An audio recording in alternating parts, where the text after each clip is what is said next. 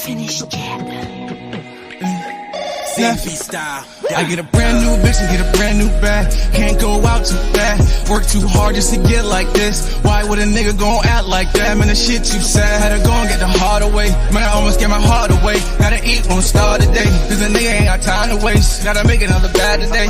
I could really let a tear fall. Still believing that my time is coming. On my knees and then I prayed for it. The sun gon' shine after the rainstorm. I've hidden all my pain and never showed as my trials and tribulations get recorded. When I've hidden all my pain up in these verses, I catch a vibe and turn into a poet. I've been traumatized from this paranoia. I got PTSD from this life I've been living. And I ain't crying by the hand life dealt me. I understood I can only play what I'm given. I killed Taylor by a headshot. Got nightmares of his blood on. Got a shower and gone, I saw my dog get dropped. Fuck I said to his mom's now. He was cooking dope, got a trap and serve. He was booming them bricks right up out of the kitchen. Was flipping birds and chopping heads off. Won't stop chasing, gotta feather this chicken. You sat us down and touched our heads off. He was hard-headed, no, we didn't wanna listen. I didn't think it all go down bad. Last drop, we gotta do one more mission. I couldn't imagine living like how I live. My apartment leased out and still paying rent. So I'm on a mission just to run up a check. Cause I'm having dreams of a white picket fence. I didn't buy a single thing that they sold me. They tried to sell it cause they knew I was broken. They're celebrating, popping bottles of Moe. And now my heart is drifting out to get a brand new bitch and get a brand new bag. I can't go out like that. I'm staying in my lane, but I need to slow down cause life moving too fast. I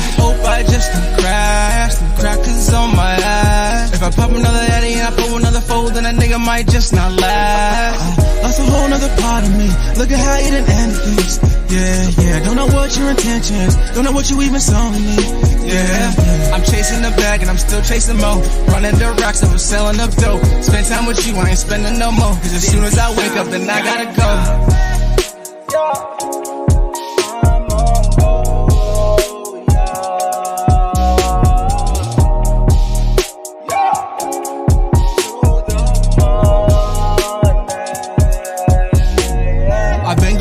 But I gotta go harder, do it for all the things that I never can have. Fuck the old bitch, I was fucking who got in the way and almost made me fumble the past. This new chick I got, she don't get in the way. Our connection like Wi-Fi with no strings attached. And I can't wait to get her home out of them clothes cause little shawty too fine to fuck. If you keep it 100, I got you, baby. Is this gonna be forever or temporary? All this shit going on got you going crazy. Promise to be the rock of your foundation. But I need you right now and I can't wait. I just need me some head, had a long day. But to me, baby, that's just some foreplay. Cause right after you know that I'm going crazy. If you keep it 100, I got you, baby. Is this gonna be forever or temporary? All this shit going on got you going crazy. Promise to be the rock of your foundation. But I need you right now and I can't wait. I just need me some head, had a long day. But to me, baby, that's just some foreplay. Cause right after you know that I'm going crazy.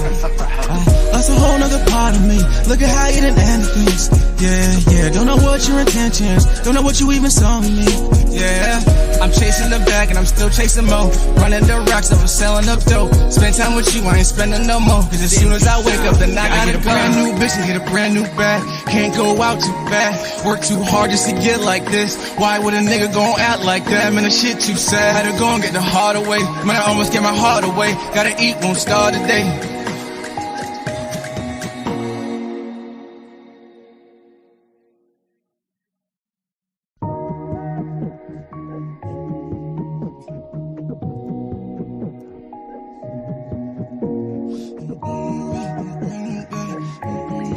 We ain't finished chapter.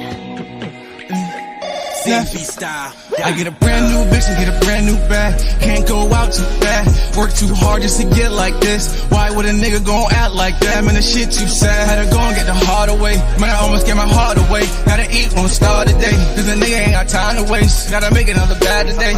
I could really let a tear fall. Still believing that my time is coming. On my knees and then I prayed for it. The sun gon' shine after the rainstorm. I've hidden all my pain and never showed as my trials and tribulations get recorded. When I've hidden all my pain up in these verses, I catch a vibe and turn into a poet. I've been traumatized from this paranoia. I got PTSD from this life I've been living. And I ain't crying by the hand life dealt me. I understood I can only play what I'm given. I killed Taylor by a headshot. Got nightmares of his blood on. Got a shower and gone, I saw my dog get dropped. Fuck I said to his mom's now. He was cooking dope, got a trap and serve. He was booming them bricks right up out of the kitchen. Was flipping birds and chopping heads off. Won't stop chasing, gotta feather this chicken. You sat us down and talked our heads off. He was hard-headed, no, we didn't wanna listen. I didn't think it all go down bad. Last drop, gotta do one more mission. I couldn't imagine living like how I live. My apartment leased out and still paying rent. So I'm on a mission just to run up a check, cause I'm having dreams of a white picket fence. I didn't buy a single thing that they sold me. They tried to sell it cause they knew I was broken. They're celebrating, popping bottles of Moe, and now my heart is drifting out to get a brand new bitch and get a brand new bag. I can't go out like that. I'm staying in my lane, but I need to slow down cause life moving too fast. I hope I just don't crash. Them crackers on my ass. If I pop another addy and I pull another fold, then a nigga might just not last.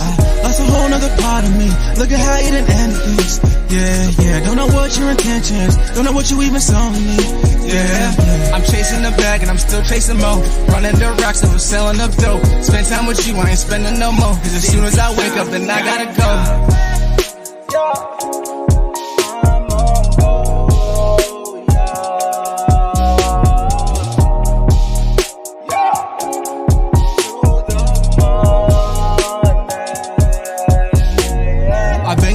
But I gotta go harder, do it for all the things that I never can have. Fuck the old bitch I was fucking who got in the way and almost made me fumble the bag. This new chick I got, she don't get in the way. Our connection like Wi-Fi with no strings attached. And I can't wait to get her home out of them clothes, cause little shawty too fine to fuck. If you keep it 100, I got you, baby. Is this gonna be forever or temporary? All this shit going on got you going crazy. Promise to be the rock of your foundation, but I need you right now and I can't wait. I just need me some head, had a long day. But to me, baby, that's just some foreplay. Cause right after you know that I'm going crazy. If you keep it 100, I got you, baby. Is this gonna be forever or temporary? All this shit going on got you going crazy. Promise to be the rock of your foundation, but I need you right now and I can't wait. I just need me some head, had a long day. But to me, baby, that's just some foreplay. Cause right after you know that I'm going crazy.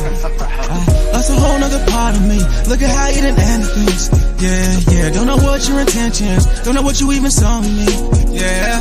I'm chasing the bag and I'm still chasing more. Running the rocks up, I'm selling up dope. Spend time with you, I ain't spending no more. Cause as soon as I wake up, then I gotta get a brand new bitch and get a brand new bag. Can't go out too bad. Work too hard just to get like this. Why would a nigga gon' act like that? Man, the shit too sad. Had to go and get the heart away. Man, I almost get my heart away. Gotta eat, won't start today.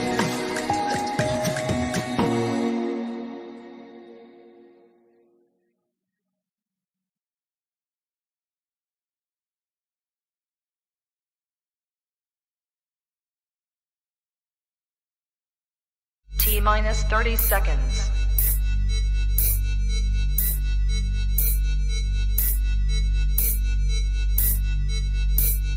T-minus 20 seconds.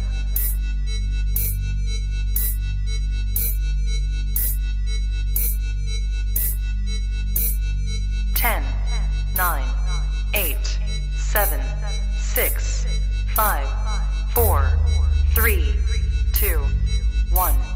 0. LadyChann! Fight!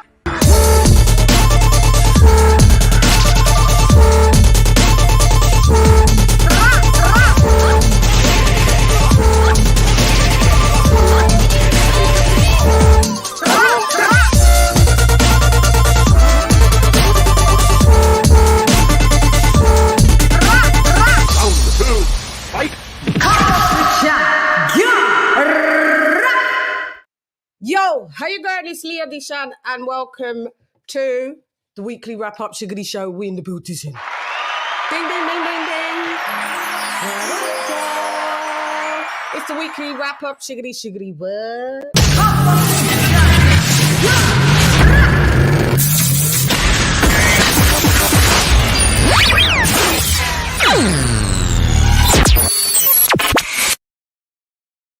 Kaboom. Hey guys, hope you guys have had a great day. As you see, the banner's already done. Banner.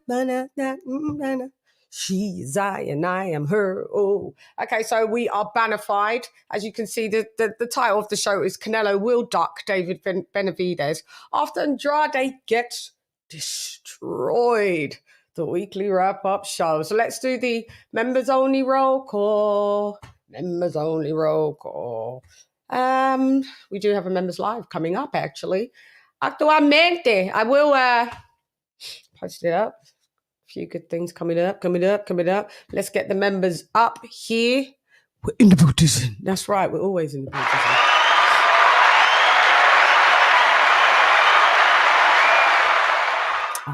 Let's do that. Okie dokie. Yeah, I've had a decent day. It's been all right. Just a little tired, body weary, but other than that, I'm all good. Lisa Bales in the Buddhism, the Queen. Larry Liston in the Buddhism. Nino Nation in the Buddhism. Nicholas Barra in the Buddhism.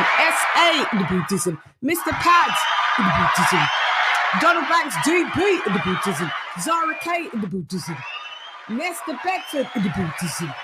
James Rudd in the Buddhism. What up, blood? What up, gangster? Retro boxing and documentaries. What up, blood?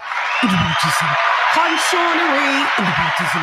Ricky Ricardo, mi hermano in the Buddhism. That's right.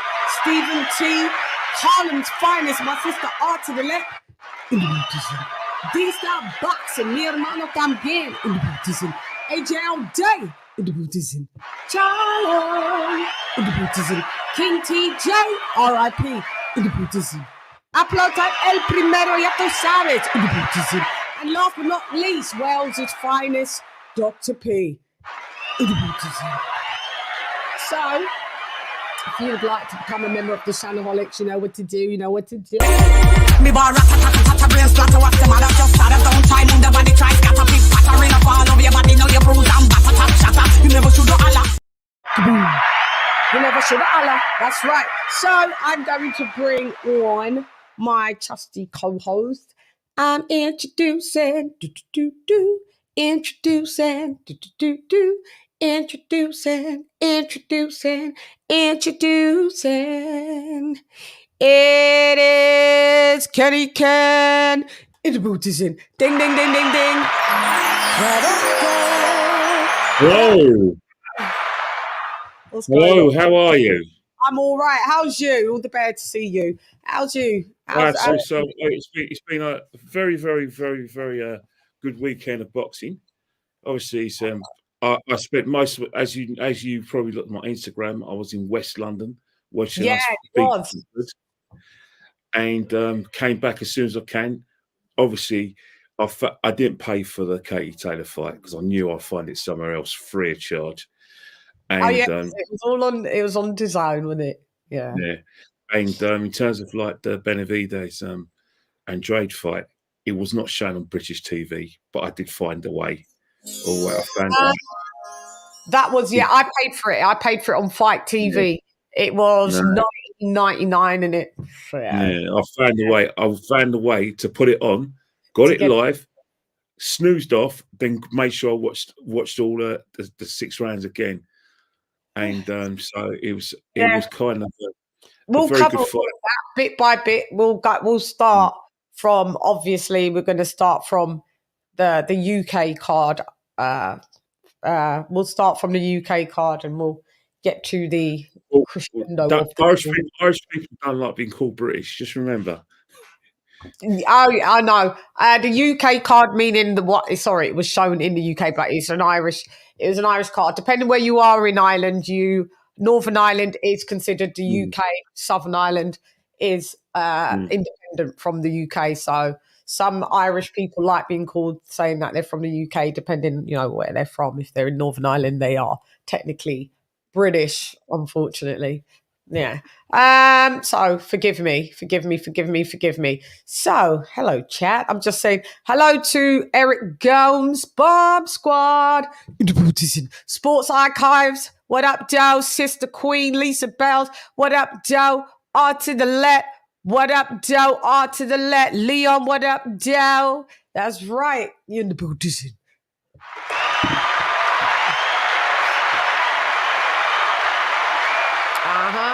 Click the like. Oh yeah, Kenny Ken, let me actually go and do some housework on there as well, because these lot, they don't like to hit the likes. They don't like to do none of the above. So you got to kind of make them do it. They're either haters, which they're silent watchers, or they're participators. So we shall see. Let's get everything going on there. Sorry, a bit of house cleaning. Kenny Ken, forgive the I and I. Oh no, that's not what I wanted to do. Okay, so that Yeah, so we're going to get on to those cards while I just... So, Ken, we may as well start with... going to start with the Katy Taylor. Who was... was there anybody else that you wanted to cover on the card? No, it was really good. I got back in time because the game was at 5:30. Funny left West London. Yeah. Game of where was you in West London? Hounslow, you know, Brentford playing Hounslow. Oh, so yeah, that's miles away from me. That's Middlesex. Yeah, so it was a case of well, yeah, like it's I've always considered it to be Middlesex, but it's now called West London because Middlesex doesn't exist again.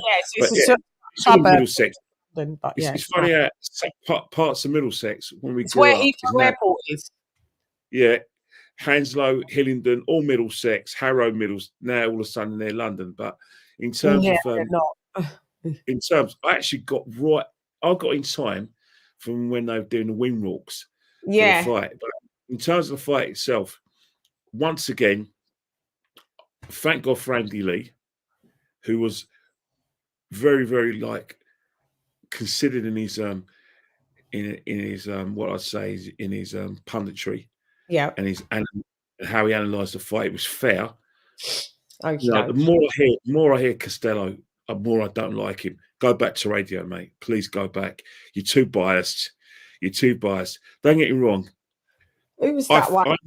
Andy Lee and the other geezer. That's all I know him as. His name's Mike Costello. But Mike Costello, he used to be on 5 Live, but he's been recruited to by Eddie Hearn. Boxeo. Yeah.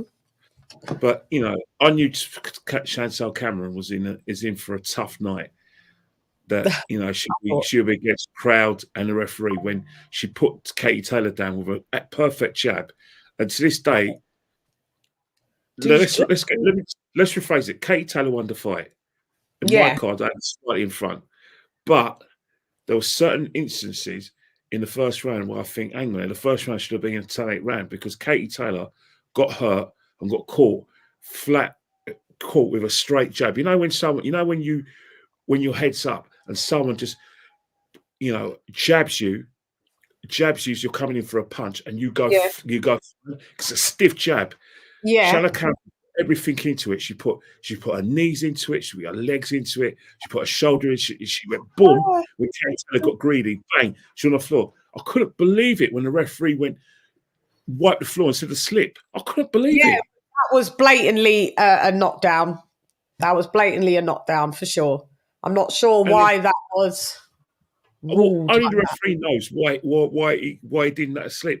And everyone in the stadium, there was a big gasp. I thought, oh no, this is going to be in Cameron's favour. And then after that, when Katy Taylor got a life from the referee, that was it. As far as I'm concerned, that was it. Shannon Cameron for me. Yeah. Shannon Cameron for me was too slow. She was too considered, and every time for every jab that she threw, Katy Taylor would throw about 3 combinations. And even in the rounds when Shannon Cameron was winning, Katy Taylor would hit her with a right hand. Katy Taylor got her tactics spot on. Shannon Cameron thought this was going to be the 11th round of what happened in May. Yeah, that's what. Yeah, 12th round. Well, 11th round. Sorry. My bad. Yeah. And that's where Shannon Cameron went wrong. Everything she tried to get on the ropes, and every time she got on the ropes, Katy Taylor's head movement was brilliant, her feet were brilliant, and she was just coming out of there, not staying there long, and going boom, boom, boom, whack, using her speed of hand and foot. And that's what done poor old Shannon Cameron. But what didn't help with Shannon Cameron is that the way the judges gave 98, 92, I thought that was harsh. I thought I see it. Yeah, I thought it was probably about a couple of rounds in it. 7-3, 6-4. Yeah, but 6-4, I would have. But if it was Shannon Cameron, I don't know. Shannon Cameron, she should have prepared for a better Katy Taylor. She shouldn't have. She put too much stock into what she did in May without thinking. Hang on here, a desperate Katy Taylor, who is probably one fight away from retirement. You fought the same way. Yeah. No, full well that's full well that she wasn't gonna fall for the traps he set her. If you're gonna stand in front of someone, you've got to punch, and have a clear. Don't look for just a big right hand and a jab. You know, if someone's putting away a jab, try something else. Move, and throw it for certain angles. You go straight. All she's got to do is and then bang, and then before you have to jab, you have to bang. You know what I mean? And that's one Katy Taylor fight. It was speed of hand and foot. That's all it was. Speed of hand and foot. Just the basics. She just got the basics right. She wasn't spectacular, as a lot of her fans are saying in Ireland. A lot of people. I think she was. Yeah, Listen, she was. I predicted that Chantel Cameron was going to get the win again. But, I mean, she just nullified Cameron's jab. She didn't allow Cameron to even think and feel confident to engage too much on the inside, because that's where Cameron fights at. So once she nullified her jab, Cameron was pretty much didn't really have nothing, didn't really have no answers. And then the Clash of Heads business was bad. Yeah, that played in Katy Taylor as well, because simple reasons. Before there was an instance in the middle of the fight, before I think it was the 5th round, the referee, just when the momentum was, the referee will stop, won't let the round start. He'll look at a cut, and then all of a sudden, Chanel was thinking, hang on here, I've got to knock this girl out because they might stop me on cuts. So once she's got that in her head, the game plan goes out the window. Katy Taylor's already on the front foot. She's already winning the fight, in some quarters quite clearly. All Katy Taylor has to do is make sure she, beats her for speed of hand and foot, and that's what she's done. And that's the thing when Chantel Cameron is that when you've got Katy Taylor hurt, and there was a time between the 8th and the 10th where that was when Chantel Cameron should have got on her bike and just think all or nothing. She did the 8th round, 9th and 10th. She was knackered because Katy Taylor was knackered by the 8th round. She always gets tired by about them latter rounds. When the K-Row Kenny starts to loosen up, when her plats start to loosen up, she's having a hard time in there.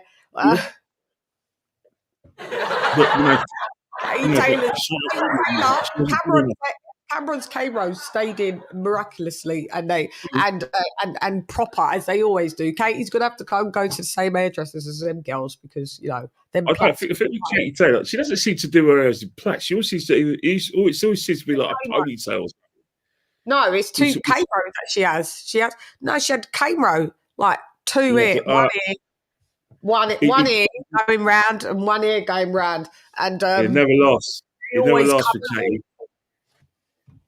They always come out. Every other boxer, they're like I said, they're last, but hers never last at all. The other girls, they go to the Eritreans and stuff where they do the Eritreans, the Ethiopian style, where they get it cane-road and then they add thread in it and gel, and it keeps it rock hard and in place. They won't budge for hell or to the high heavens. They won't budge. That's what. And Katy Taylor doesn't seem to get the memo. If you look at all the girls, most of they get their hair cane-road and it all stays in Savannah Marshall. Everyone does it except with Katy Taylor, but you've got to shake her out because you think about it. It was a performance where her, like I said, her legacy was intact, but in terms of her career was on the line. And it happens in life. If you fight someone, never press for a rematch, because the guy who you catch by surprise and beat them, by the time you fight them again, they're ready. They're determined never to let that happen to them again. Chris Eubank Jr. and Liam Smith, he was determined never to be humiliated like that again. And Joshua and Ruiz, determined never to happen again. I think that's the thing. A lot of people like Carl Froch say, rematches go the same way as... Sometimes they do. Because I thought Joey Joyce would have a winnable rematch against Zhang, and I was so wrong. But sometimes you've been it before. I'm sure you've in life. I'm not saying you had got into fights at school, but say if you were that way inclined, because I was that way inclined. If someone got me once, they won't get me the second time. As many times I've been. What you've got to learn about me, I'm undefeated and undisputed, even in the real streets. Yeah. But when you fight, someone who's not expected will just get you. They won't win, but they'll have that mindset they've got one over in you. Yeah. And then that means when you get them in a rematch, you got to make sure that he'll never ever have that error of confidence ever again. Right. And I think that, and I think that's what Katy Taylor displayed on Saturday. She thought she got the basics right, and it turned it into a very good performance where she made Chantal Cameron seem slow, flat-footed, and predictable. Yeah, and that's what. Well, she was. Wasn't she? And Katy Taylor comes with some nice flurries, some nice combos that she had that would just be in there and out. And where she did let Chantal maybe grab a round or two, because you know Katy, she loves a rock'em sock'em. She does love a little tussle in close quarters in the pocket, and that favours Chantal. And I was like, nah, Katy, stick back to sticking and moving. She didn't listen, but by that time, I think she just wanted a rock'em sock'em, and she knew that she was ahead anyway, and she wanted to tear up, give the fans what they maybe wanted to see. Do you remember the 8th round when Taylor Cameron was hurt to standing in front of her, but before the bell went, Katy Taylor hit her with a massive right hand. Yeah, and stole some. Yeah, and that took it into the 9th and 10th round where Taylor Cameron's thinking, "Hang on here." I think I did. Yeah, but I think I did give the 8 maybe to Cameron though. Yeah, she won the 8th clearly, but towards the 8th, it was like a warning shot to say, "Yeah, I could still buzz you," and I could still fuck you up. That dictated the 9th and 10th round for me, because when it came to the 9th and 10th round, that's where sometimes you run out of ideas, you run out of gas, and that was the time when Chantal Cameron, Jamie Moore said, "You know what? You're losing a fight. You've got to go out and shake her head off. Right. You've got 2-minute rounds. There's no time to sort of like, measure your punches and blah blah. That's for probably the first 6 rounds.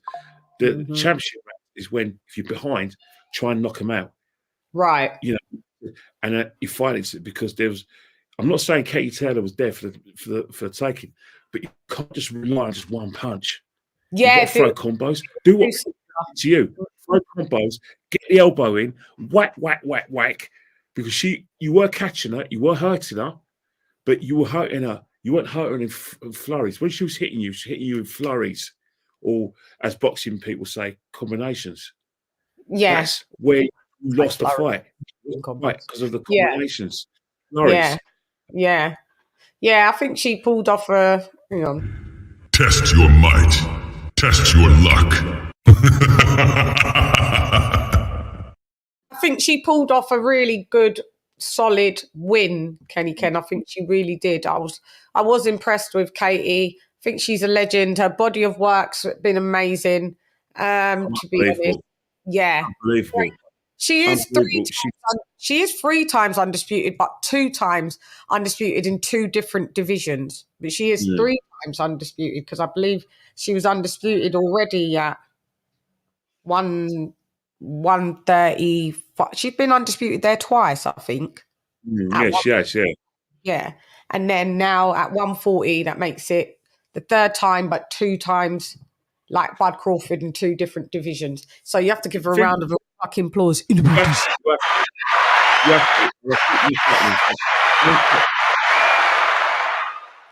Sometimes, when I watch boxing, I always say, thank God for Chantal Cameron, thank God for Carissa Shields, and thank God for Katy Taylor. The reason why I say is that there's still a situation where I do still watch a lot of women's boxing. I watch a lot of it where the quality is not there sometimes. Yeah, like, I wonder if some of these people became champions, like Franchon Dizon when she fought, Savannah Marshall. I kept on wondering how did that happen? And I saw a fight with Marshall. I thought, wow. Yeah. She's a good fighter, and she's coming up with another fight with Shadeja Green, so that one's going to be really good, to be honest. And I think good to witness. Yeah, because and you know why I'm so happy for someone like Katy Taylor, and I'll give Chantal Cameron a bit of props as well, is because every time I see people like Ebony Bridges, Shannon Courtney, people who I don't rate, people who annoy me, I always smile when I think, well, hang on here. Thank God that I've got Have you those got three. your troops? Have you, them your troops in the background? Troops. I've had enough of those two, man. They're just so loud. Everyone can hear it. They're so bloody loud. I've told them many times to keep the gob shut. It's late. They should be, you know what I mean? Especially the younger one. Yeah, go on. I thought at first it sounded like I thought it was just coming from your phone. I thought you had something on your phone. It's the English side of them, mate. The English side of them. I know. We know. No, I mean, I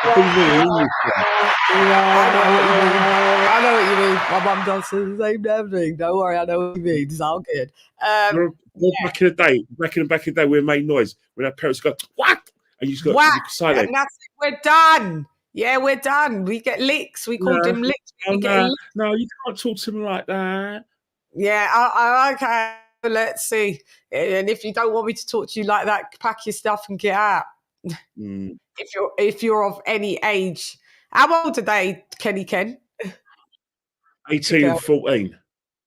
Yeah. And you know the 18-year-olds.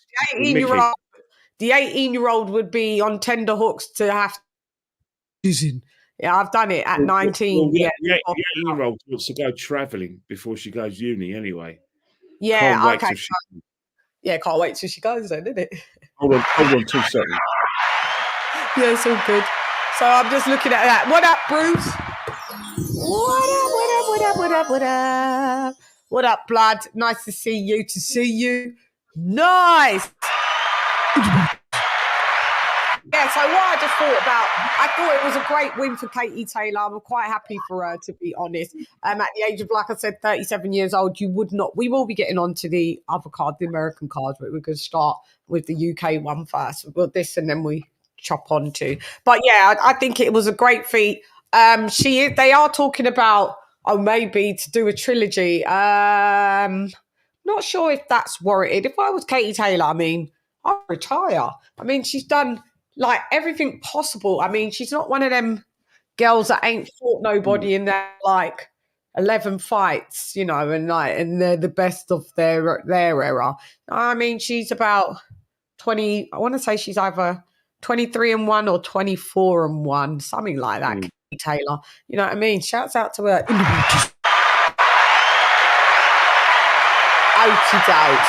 Yeah, go ahead, Ken.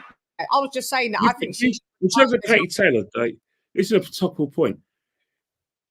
Do you think that one of the things when you compare her to say Clarissa Shields, Clarissa Shields another great fighter, but in terms of like the acceptance and the money, I'm not happy the way that in terms of like Clarissa Shields is not getting that kind of respect and status and financial muscle, financial power that Katy Taylor's getting. You know what I mean? He walked through the wall. Kenny Ken walked through the wall. Yeah, he did. Walked through the wall. But you know what I'm trying to say is that sometimes, you know, I look at Katy Taylor, I think she's a GOAT, but I think if only they loved Clarissa Shields as much as they love this girl. I think, and I keep saying it, it's a matter of a fact about personalities, unfortunately. Katy Taylor's got a personality that you can't dislike. You just can't. She's humble, and she's humble. She's quite meek, but what she stood for in female boxing and what she's gone through, her story, not saying Clarissa Shields ain't got a story, but pretending to be a boy to be able to go to the boxing gym, Katy Taylor, because it was against the law for girls to box. So she's to pretend that she was a little boy and do all of that. Do you know what I mean? And then, you know, her feet, then she did this as well. She's just a nice girl. Yeah. Just a nice woman. Clarissa Shields is Marmite. Yeah. There's no middle ground. She rubs people up consistently. and religiously the wrong way. I mean, but she's a great boxer. She's a great fighter. But people just don't like her. That's just the bottom line. I think what it is that they like the fact that she's had to fight for the respect that for respect. But the thing is that sometimes, you know, sometimes you should look at the performances. You know what I mean? Because the performance that Katy Taylor put on with Cameron, we've already seen Carissa Shields and Savannah Marshall. You know, too. Yeah. In October, no one could say that performance was a superb performance by any boxer, not just a boxer, any athlete, where she turned a 50-50 fight into such a comfortable victory, where a lot of people fancied the bigger girl with a bigger puncher to take her out, and they wanted it to happen, and she was fighting away from home, and she just went and said, right, I'm not just going to box and move you. I'm going to come to you. I'm going to take you out. I'm going to beat you up. I'm going to humiliate you. And she thrashed her. And I think that performance was something that, I don't hear that performance being talked about, because I thought it was a fantastic performance. But you know what? You're right. So I think what people in life don't like is someone who asks for praise and demands it. We don't like that as human beings. We don't like it. No. Yeah. Even though we think the person's earned it, we tend to, as human beings, to fight back and kick against someone who's in your face. We know you're good. We're not going to give you the praise. Yeah. Self-proclamation. It ain't humble. We don't like that, especially if it's not a humble sport. Brits are a bit more. We don't really. We see that a bit crass, don't we? Certain things a bit crass, so we're like, okay, don't really. I think it doesn't matter what race you are in this country. If you've been brought up in this country, regardless of whether you're black, white, Asian, Chinese, Jewish, or Muslim, the way we brought up, we got the sort of mentality of this country because we've been brought up with it. Not from our parents, but the images we see on TV, school, and people we associate with. We don't like people who are in. We as British people, regardless of our race and anything, we don't like people who are in the place. We don't like show offs. We don't like that here. We don't, and we don't like we don't talk about money and stuff like that, because that's seen as like we go by a certain etiquette and decorum. Yeah, and we don't really like show offs. We've got like quite humble. Doesn't matter even about your class, middle class, upper class, like quite all on that one across the board, where there's certain things where we just keep, that. Sure, we don't really like that showing off and da-da-da-da, do you know what I mean? So, so I think that sometimes goes against her for sure. It's just, she just hasn't got the likability factor. And, Katy has. And especially sometimes when you are of a different hue and you're a show-off, it's quite easier just to deem you as the baddie. Yeah, of course, definitely. I think that's what it is with a lot. Is that she is seen as a bad girl. She is seen as a person who's demonstrative, ostentatious. We don't like it in here. We don't like anyone showing off their wealth. We don't like anyone showing off. We just don't like it here. We just like you have to learn it. Like Katy Taylor's a very. I can imagine, right? If you were obviously you're in the boxing world and you would interview some of these fighters. You'll probably have a very boring interview with Katy Taylor, but you won't have one with Carissa Shields. But part of you will be looking at her, listening to her, writing everything down, or taping it and thinking, that's why they don't like you. But you'll enjoy yourself. But you'll find yourself saying, nah. Yeah, it's going to be crazy. If I ever would interview her, it would be like, she would make the interview fun with all of the stuff that she's going to fucking say. I'm going to be like, fuck you, I probably would just let her talk and run her mouth as much as she wanted, because there's so many things that I could interject in. It just would be pointless of an interview because it'd just be constant interjection. So we just let her say what she's saying. With Katy Taylor, she's obviously not that animated at all, but class will be in session though. I mean, there's going to be a certain level of respect, and I think I often interview people, even people that are quite meek and humble. I do seem to draw out a side of them that will talk a little bit more, smile a little bit more, laugh a little bit more. So I'd love to interview her regardless, to be honest. You see how you feel about, like, say, if you notice, like, Shannon Courtney, she hasn't fought for a while and no one misses her. And that you always got a thing with Shannon Courtney is that the British public revelled in her failure. They were glad when she lost Rachel Ball. They were glad when she lost the title. They were glad when she lost the title. They laughed when she didn't make weight. No one cares in boxing that she's not around. They don't care. Yeah, no one's missed her. And you got Ebony Bridges. I feel that a lot of people in British boxing, they feel they fight. I'm not sure. No, not sure. I don't mind her. You know. There's part where she does get a bit. No, I can't do her. I prefer her to Shannon Courtney, and if it was her against Shannon Courtney, have they fought? They fought. Shannon. They fought in 2.5 years ago. Who won?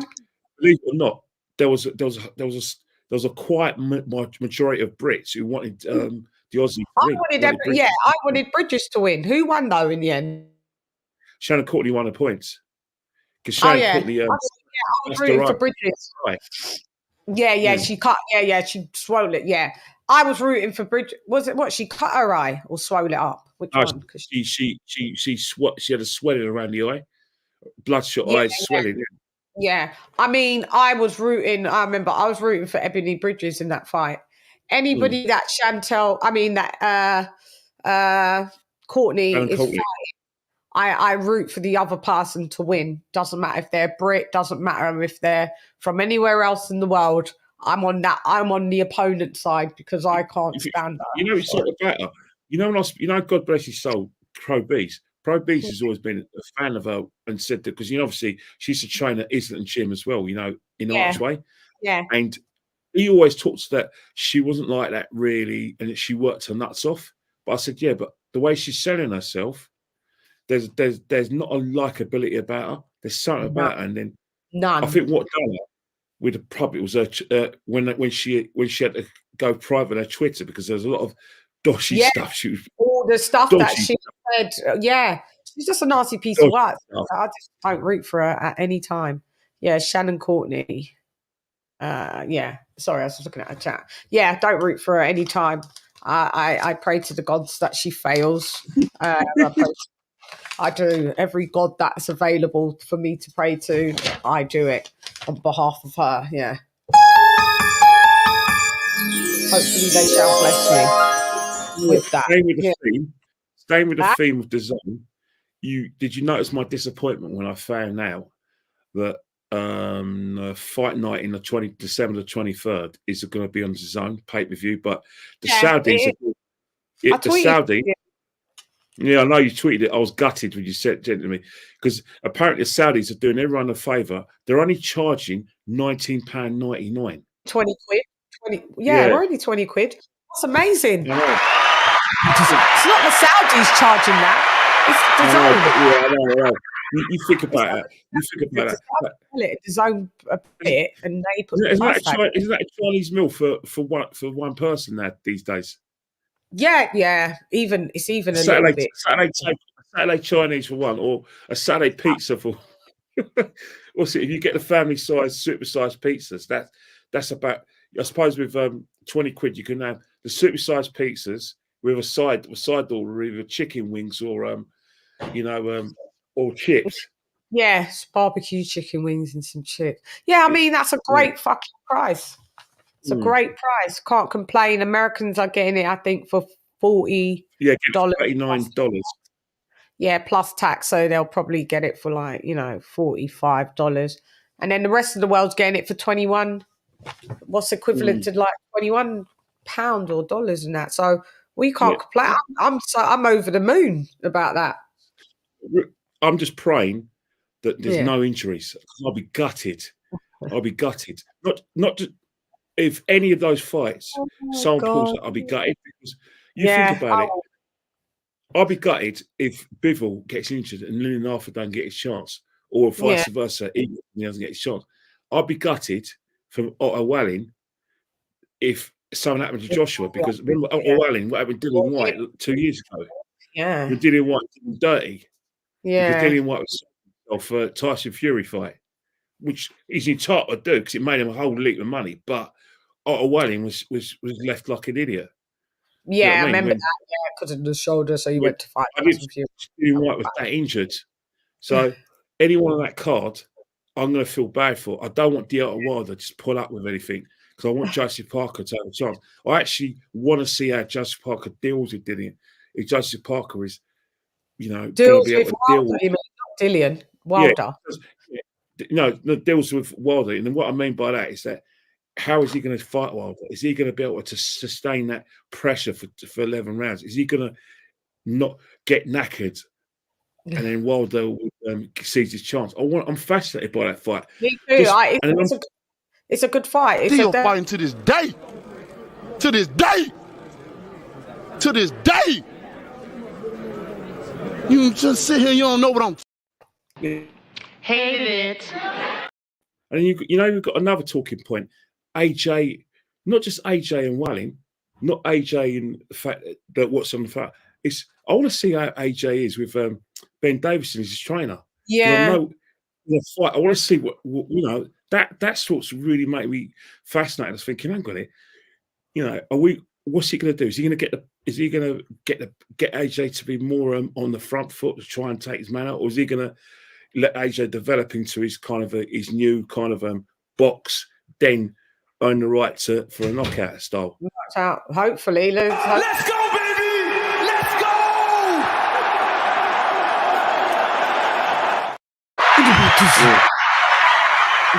I want all of them in cotton wool. I want every one of them in cotton wool. I don't want no injuries, no misbrand. Yeah. I just want that, because it's not. We're going to get into like December this Friday, and it's going to be 3 weeks. Don't do something stupid. Keep no well. Sparring like that. Minimal sparring, not too heavy. No head punches. No head punches. I don't want no cuts. Nothing. Because I'll be absolutely devastated. We'd be gutted. Oh God, yeah, that would be. Yeah, let's not talk it into existence, guys. Keep yourselves in fucking bubble wrap.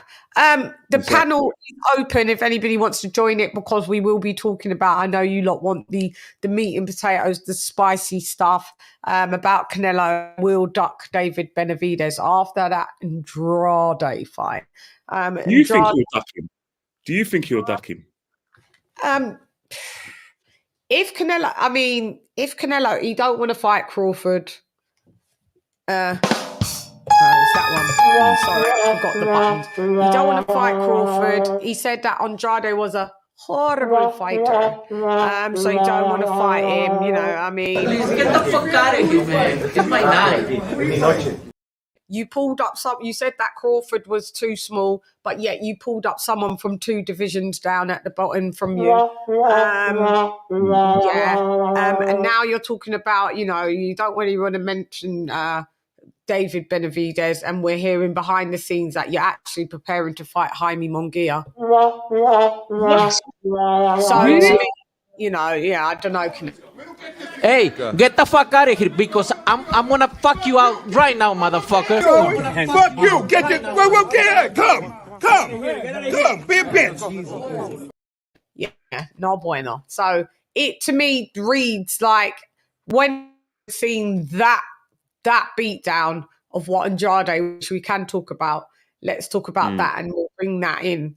I don't know if Canelo wants any parts of David Benavidez. He might not. We could have this all wrong. I just posed the question, and I just say what I've heard. I'm fascinated by what you said, because it got me thinking, because I've always seen like Canelo more about the monetary side of things.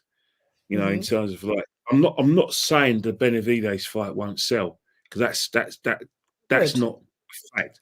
I think it will. I think it will sell. But when I think about, you know, when you talk about the Munguia fight, you know, the Munguia fight, all I think about is he trying to go to a different audience to try and make his dough by going for those sort of going down a level? Because when I look at it, I'm thinking the logical step is Benavidez, because of the fact that Canelo, obviously, I don't think Canelo's got. I think Canelo's still got business with, you know, in within the sort of like the middleweight division.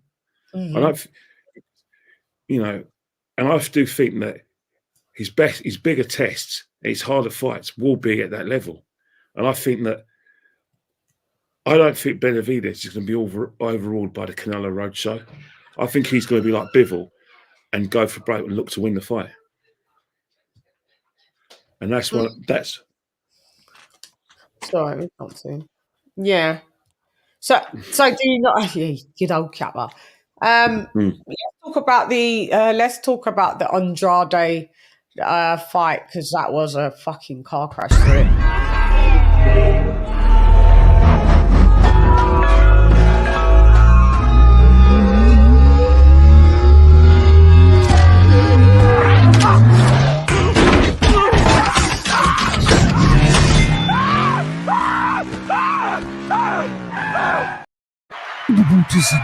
Crazy that do you think that Demetrius looked old in there?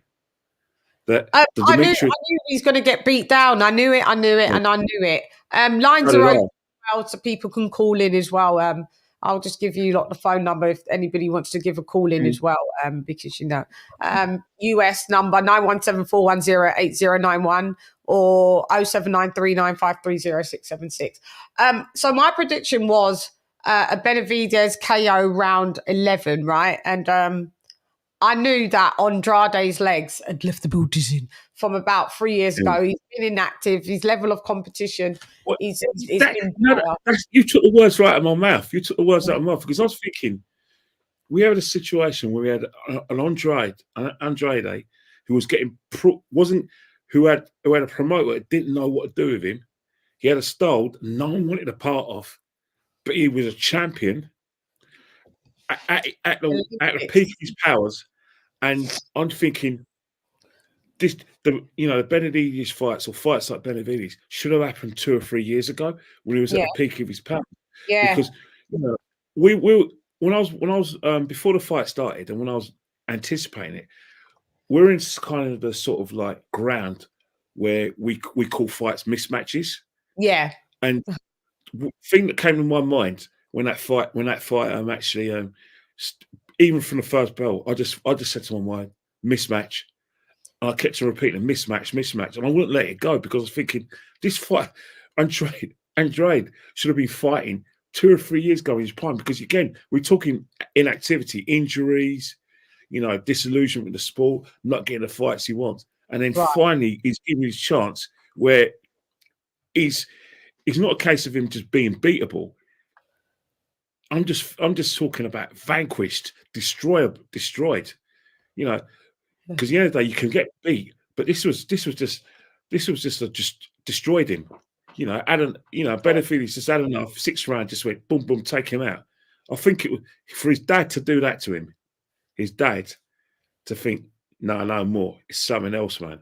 That was a father there. He quit. Andrade quit. He quit. I'm glad he quit. Because can you imagine what have happened in this game? I mean, you quit. I'm not on it. You quit. He quit. Someone that's a fighter with what he's got, with what he's supposedly supposed to be about and have. That was terrible. It was.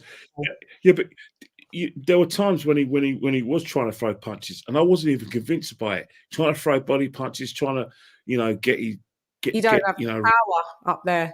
There was no power in what he was doing. There was no. He didn't seem convinced that he could do anything to hurt this guy. Well, you know what I mean? He was one of those guys. It was just survival. He was just there to survive as long as he can and get that paycheck. That's what it was. It was because you think about it. You bought that fight. You're anticipating it. Yeah, because you're anticipating it because Benavidez and the name Andrade. It was the name, but we knew that this fight like that should have happened 2 or 3 years ago. Yeah, because it's easily. a mismatch. There was no way he had any chance of winning that fight or even being in that fight. Not with that long layoff. No, you know what I mean? Yeah. This is an activity going up. The Yanni Beck and the Zach Parker. He's did some bad moves with his career. Do you know what I mean? Frank offered him 1.1 milli, 1.2 milli to fight Zach Parker. And then he said, no, it's not. If I'm going up, I'm going to vacate my belt. Remember they went to fight in Derby County Stadium last year? Yeah. At Pride Park. Yeah. And it called it off last minute. Called it off last minute and then came back to it and Frank said, well, I'll give you 150K. Yeah. Ooh. There's someone else bidding now. So, I know what it's about. I know how much his fight could. And he fucked up. And he could have beat Yanni Beck as well. Because Yanni Beck, I forget who he went in with and just didn't look like nothing. Did Yanni Beck get beat on the fight, man? I forget. But, I mean, just went in and didn't look like nothing. So it's almost like Andrade could have beat Yanni Beck quite easily. Look at Zach Parker as well. Look what happened to his career because he didn't get a big fight. He fought Ryder and he got injured. Yeah, and Ryder won on injuries. Yeah. With Zach Parker. So, yeah, the Derby guy. Yeah. So it just shows you one thing about boxing, man. Don't take your opportunities, mate. Take your opportunities because by the time you get them, you may not be in a position to, like I said, emotion. Because if I was Dimitri Andrade, I'll retire now. Just go. I don't see where he goes from here myself. I don't see where he goes at all. At the age of 35, approaching 36. I'm not sure what he does. It's quite a shame that he's let his career, bad decisions go down the drain like that, harping on about Canelo fight. Canelo is out of order. He should have fought, but Canelo's what we talk about. I'm getting on Canelo's back for the next few weeks because I'm seeing stuff that Canelo just be doing. Krista Calazana, he's right. It was an injury for the fight at Pride Park, but that's another missed opportunity. Obviously, you can't do anything about injuries, but it's another catalogue of missed opportunity for Dimitri Andrade, where he could have made money, and then when they came back to it, it didn't happen, and then he puts in that performance it's not a case of him putting that performance. He just got himself in the condition for a boxing match, but not a condition to put in a performance where he could have a small chance of winning the fight. He didn't believe it. Not everything about his demeanor, the way he's punching, the speed of his punches, his legs, everything looked. I thought, nah, this guy don't want to be there, mate. This guy has to be there. He doesn't want to be. Yeah, his legs gone. And that was his pride and joy, really. He needed the legs. He's an awkward fighter. He's awkward. He's southpaw, obviously. And I mean, he's a good fighter. And he was quick, and he had quick hands as well. He was quick as well. Yeah, you saw how he put his combinations together. David Benavidez looked like very slow in comparison, but David Benavidez, when he put his shots together, he caught Andrade with some great uppercuts. And he caught him with like a right hook, and then as Andrade it was a flurry, wasn't it? Gave him a left uppercut, and I think there was 2 in a row that scored there, and it was quite brutal. I think that was a time when he fought, not where he's probably felt pain for the first time in a long time in the fight game. He's thinking, hang on here, I can't avoid this guy's punches. I haven't got the legs to avoid them, and that's when you think, you know what? Hang on, it was a case of Go on, Kenny. I've just got a it was a case of him saying to me and you, as the spectators, bye guys, I'm sorry guys, but I can't do it no more, man. Because you think about it, you're not used to you've always been able to not being got cleanly, and someone's catching you, and every time that guy's hitting you an uppercut, you're seeing stars. Yeah. You're feeling the pain that goes to your brain. As much as we call the guy a quitter, those punches, when you're getting uppercuts, plus you're getting right hands, and they're hitting you in the button, I don't know what to say, you know. I'm sorry, but I don't know what to say, man. That made me laugh. What last week. What were we doing in that situation? When you said that about T-Bar, like, I mean, if he can't get out, I don't know what you do. You cracked me up. I had to add that as a clip. We got the Queen, my sister Lisa Bells. What up, sis? Hang on, I can't hear her. Oh, hang on, my bad. What up, sis? Can you hear me? Yes, can you hear me? Sorry, I had to mute it. We can hear you. What's going on? Oh, okay. I'm good. I'm great. Yeah, we're just getting on to. We know Andrade is your guy. We know Andrade is ALOT's guy, and we know that you guys like a little. Oh yeah. Yeah. I wasn't able to catch the fight. Yeah. I was only. Yeah. I caught the DAZN card. I wasn't around. Yeah. I caught some highlights, but I saw somebody did a video. I think he broke his nose. Yeah, that's what I'm hearing. I need to follow that up. I heard his nose was broke. Yeah. Yeah. Yeah. But I knew, I knew that it was going to be, yeah. I rooted for him. I said, well, maybe he can give him a problem, but David Benavidez got some fast hands, boy. Oh, do you think his hands is fast? I don't know if his hands is... David Benavidez got very fast hands. I don't know. I know. I said that yesterday, that I think he was somewhat a lot more slower versus Andrade's. What Andrade was coming with. Maybe it's Andrade's footwork is obviously faster, but I just thought he got very fast hands. I've seen him do like 10 punch combinations. Yeah, he did do that. He even did that to Andrade. But I mean, Andrade's hands seemed even still when Andrade put his shots together, they were still faster hands than David overall. But Andrade had very fast hands and came in and pulled off some shots. But David did some great combos where, that's what I'm saying, it was like hooks, uppercuts, and they was all landing like body shots. The body shots were brutal that he was giving Andrade. And I mean, Andrade just didn't have no answers, but he quit on the stool, and that was very that was disappointing, because you're supposed to be a fucking champ. Fatality.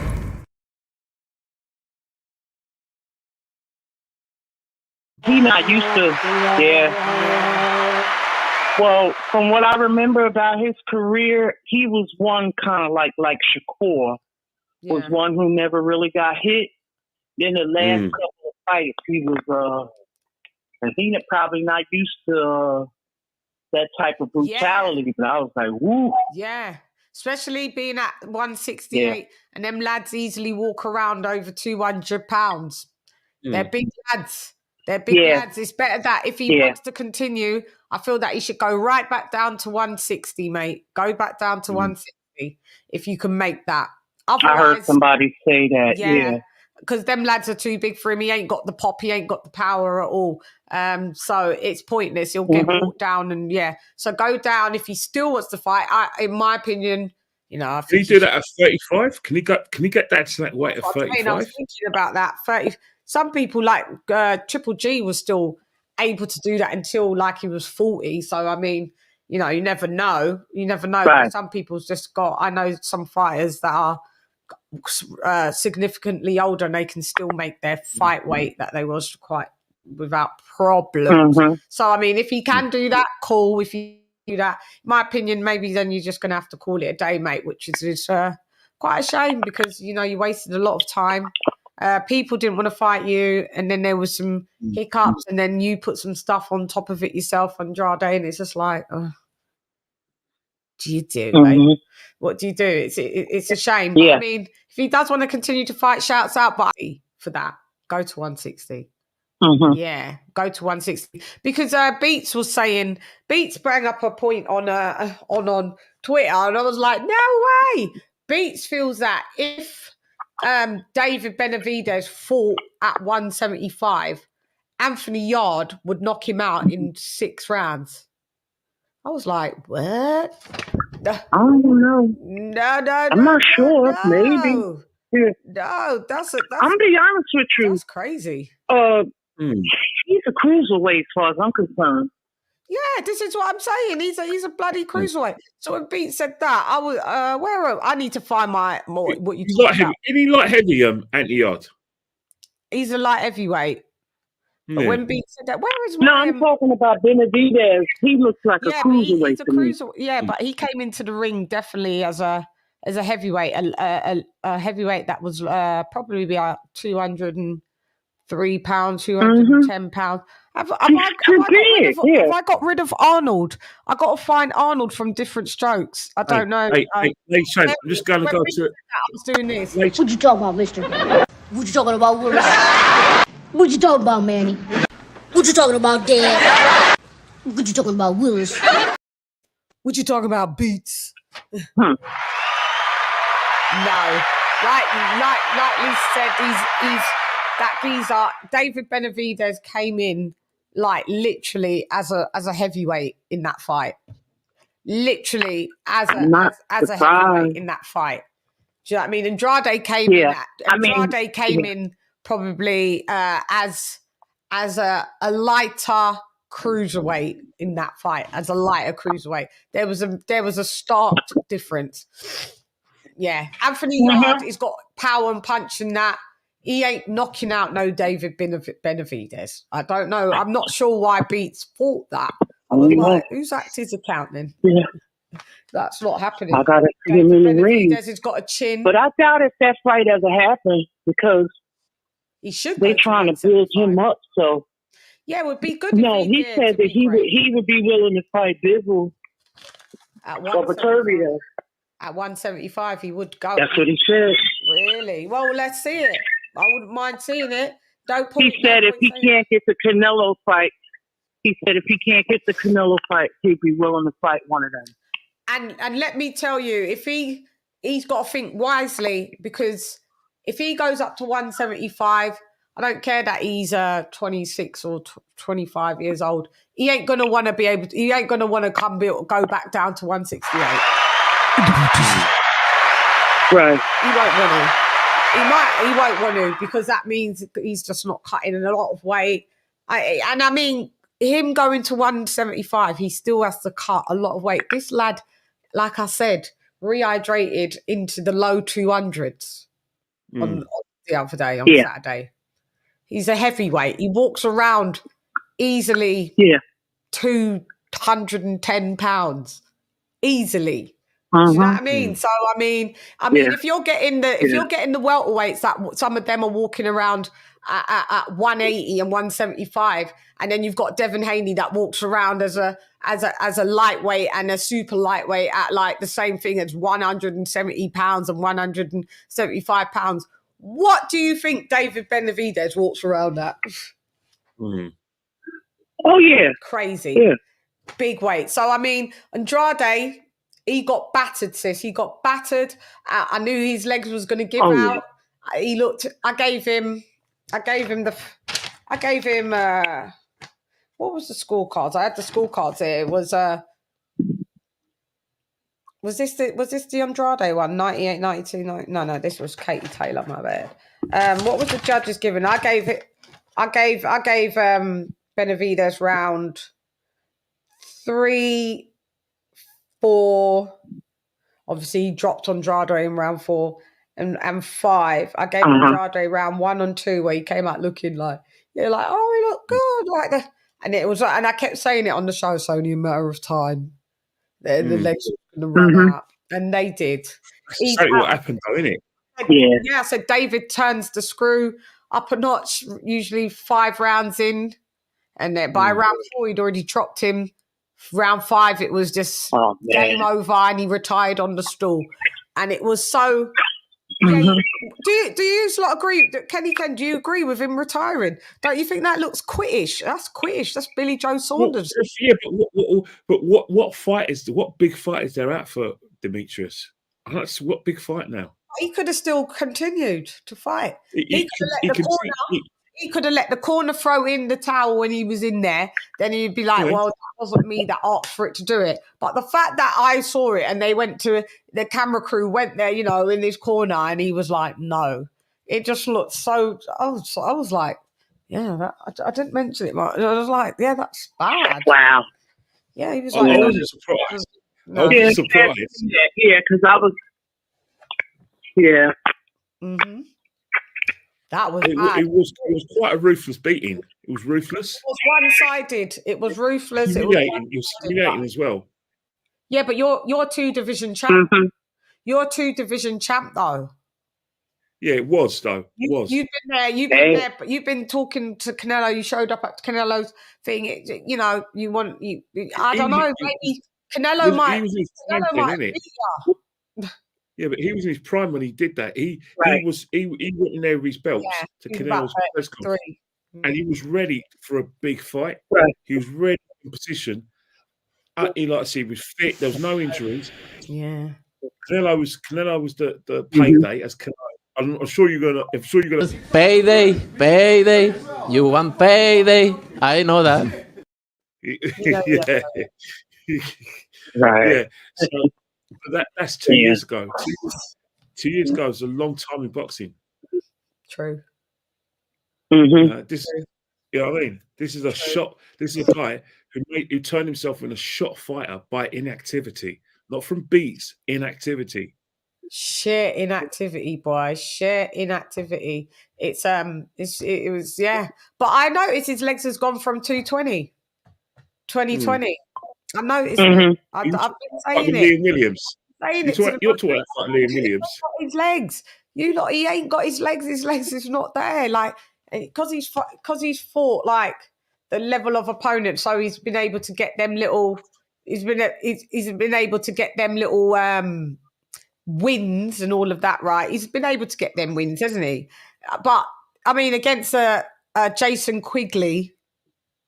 Where's that getting you? What Liam Williams? Weren't you impressed? What Liam Williams fight? Liam Williams. That's when I realised his legs was gone. That's when I was ask you. Are you talking about the Liam Williams fight when Liam Williams caught him and and he wobbled. Yeah. I know it. I've seen it. I'm like, nah, his legs is gone. His legs is going. His legs have left the body. That's worse. That's why I'm sorry. That's worse. I was rooting for him, but I knew I said it. I'm rooting for Andrade to win, but my prediction is a David Benavidez KO. Mm-hmm. I didn't think it'd be a KO. I didn't think of that early though. I thought it'd be later in the fair. Huh? Say that again. Sorry, I was just reading that. I didn't know who that was. I didn't think it would have been that early. I was expecting it to be maybe the 10th, 9th round, just being generous. Yeah, you thought it'd be about the 9th or the 10th. I thought it'd be anything like, I said the 11th. I thought it was going to be a Caleb Plant, where his legs would run out until about then. So anything like them latter rounds. But boy, I did not see it going like that. I was shocked. Like, I knew he was going to get stopped, but I didn't think he's going to retire on his stool and all that shit. And do you know what I mean? Yeah. Yeah, me either. Yeah. And which is... I never saw him look like that. When I saw his face, I was like, oh, God, his face is battered. His face was swollen. Yeah, it was all bad. I'd never seen his eyes was bloodshot. He looked like in his face, it looked like, God damn, these guys hit hard. He's never been hit that hard by these types of big, young, strapping lads. Go back to 160. I'm all retired. You don't got enough pop to do nothing up there. And because your legs have gone, which was your defense, so you've got no pop and your legs have gone, you're not going to fare well. Lisa cut out. you got no pop and your legs have gone. No pop and your legs have gone. Then it's just not going to fare well. So you're just going to be, and then that was what he did. Even Sis and Kenny Ken, he at times decided to trade with Benavidez, and I was like, what the? That's why he got, because he couldn't use his legs and run anymore. Like he thought, fuck it, I'm going to have to trade. Battered, wrong. Benavidez just like tramped all over him. It was the uppercuts, the combos that he threw. Maybe I need to watch. I'll watch it again. It never hit me that David Benavidez was he was a really quick, speeded hand guy. I don't know. Maybe I missed that. Maybe because I was comparing it against Andrade when Andrade got some good shots off and his combos much faster than David Benavidez, much faster. So maybe that's why I didn't see David Benavidez as fast, but they were accurate and they were flush. It was a sight to see, and I was like, "Oh God, damn, yeah." So it's either 160 or leave the Buddhism. Get the fuck out of here, man! It's my night. Hate it. I don't know what you're gonna do. Yeah. So then he would have to fight if he go back down there. It might be. What's his name? Janibek. Yeah, he could have beat Johnny Beck already. He could have. I don't understand why he thought. Maybe he didn't think that he could. And then when we saw Johnny Beck's stupid performance, we're like, Andrade could have beat him.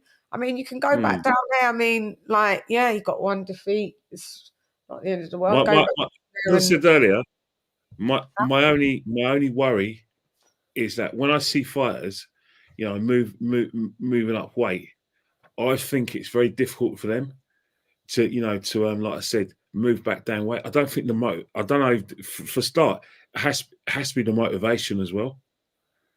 Yeah, especially and the fight, because is there big fights for him at 160? No, but it's a division that nothing. It's a division that can dominate. But this is a guy that who wasn't promote. Basically, wasn't making the money. The money that he's looking for, as Canelo says, payday. I don't see many paydays at 160 for him. Yeah, so that's why I think he went up to 68 to kind of put the pressure on Canelo and be able to get that fight. But you may have had to have beaten Benavidez. Then Canelo would have had to maybe looked at you and instead of horrible fighter, you'd have to have fought the horrible fighter. If he's a horrible fighter, beat him and just keep it moving. Because if that's the case, and those are the things that I'm not feeling with Canelo at the minute, all of this Canelo rules and Canelo thingies. So anybody that's a Canelite and then a fanboy of Canelo, you may not like me and thingy because I'm going to have to call out some things that I'm seeing. Do you know what I mean? What's up, Sir Senior? What up, Joe? Benito Gonzalez Jr. My money is on Canelo to beat Benavidez, Queen. I did have that definitely after I saw Benavidez couldn't get out Caleb Plant. I was like, oh, Canelo's going to hurt him. But you're as good as your last fight, and this fight was an impressive win by David Benavidez. Was it an impressive win? Maybe was it impressive? Was it an impressive win? It was a good win because I think that's a good scout to have on your record. But that's it. It's a name. He beat a name. And I think that's what puts you in a shop window for a fight with Canelo is a name. Someone like Canelo is only going to want to fight you. One, if he thinks he's got a chance of beating you, where he feels he's the favourite, or there's something gained for him in terms of getting a belt, or most importantly, it's the money. You know what I mean? Yeah. And do you see Canelo making big bucks out of fighting Benavidez? Yeah. because David Benavidez is half Mexican, and half Ecuadorian. I mean, South America versus Mexico, Mexico versus Mexico.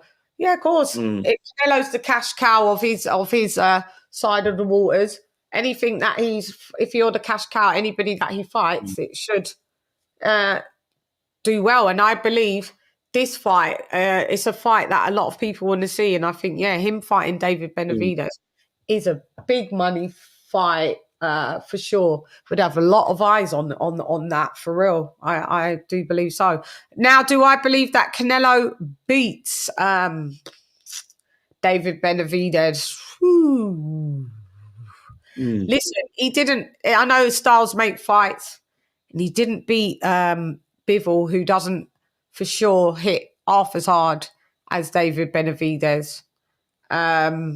And even though he campaigns at a higher weight than David is, listen, I've never seen, Canelo's never been dropped. Canelo's got a hell of a chin. He's got a hell of a chin. He's a hell of a fighter. But that chin, we thought Joe Joyce had a hell of a chin. And that chin left the boot in. Yeah, that was basically. Yeah, that's the thing. A lot of those people that caught Joe Joyce, the person who had probably the power, I think is probably Dan Dubois. But what Zhang had on Joe Joyce is the consistency of punches, the combinations, right?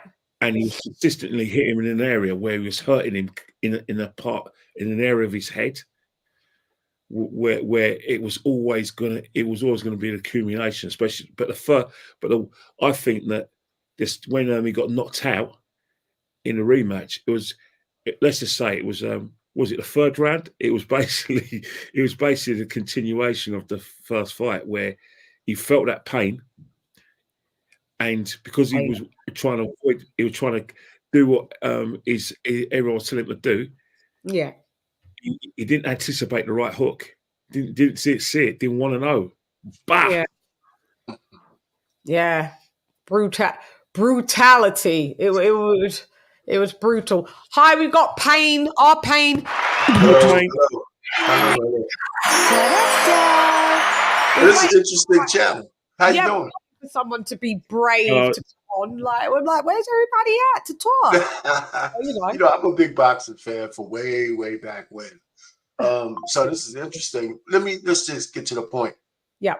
Canelo, I think he's afraid to fight Benavidez because these guys don't think right, because he could set up he should fight this dude, because this is the kind of fight that if it's close, it'll be an instant rematch for more money. And if matter of fact, if it was one of those kind of things, this kind of fight could be a trilogy. And I think Benavidez gets hits a little too much. Yeah. I think he takes too many punishment, but I think he could beat Canelo. But that loss Canelo has to that, I forgot it. Bivol. He milled in that fight. You could tell he wasn't in it. See, I mean, I looked at that fight, right? He looked like he was sleepwalking.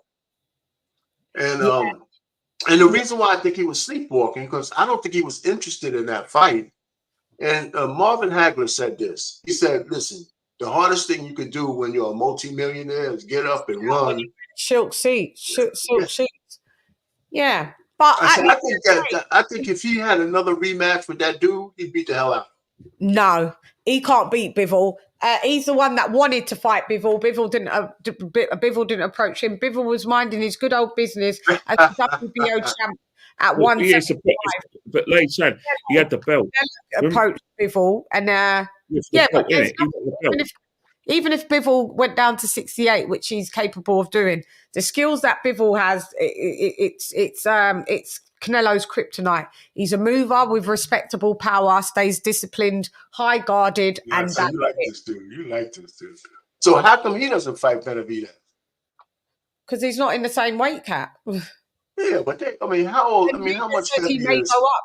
Yeah, Benavidez did, just as Lisa saying, sis, Lisa. Oh, she came off. Lisa was on there. She was saying that basically Benavidez has stated that he may like to fight Bivol or Beterbiev at 175, cool. If he does that, that'd be great. Okay. No, Benavidez, what he's at 168? He's at 168, yeah. Yeah, so I mean that's he can go to 175. He's got the body for it for sure. Yeah, he's got the dimensions. He rehydrated as a heavyweight once he was fighting on Saturday. So he's a big lad. He could campaign at cruiserweight. He's a big guy. Yeah. He's a big guy. But let me do the super chat and then we'll continue the talk.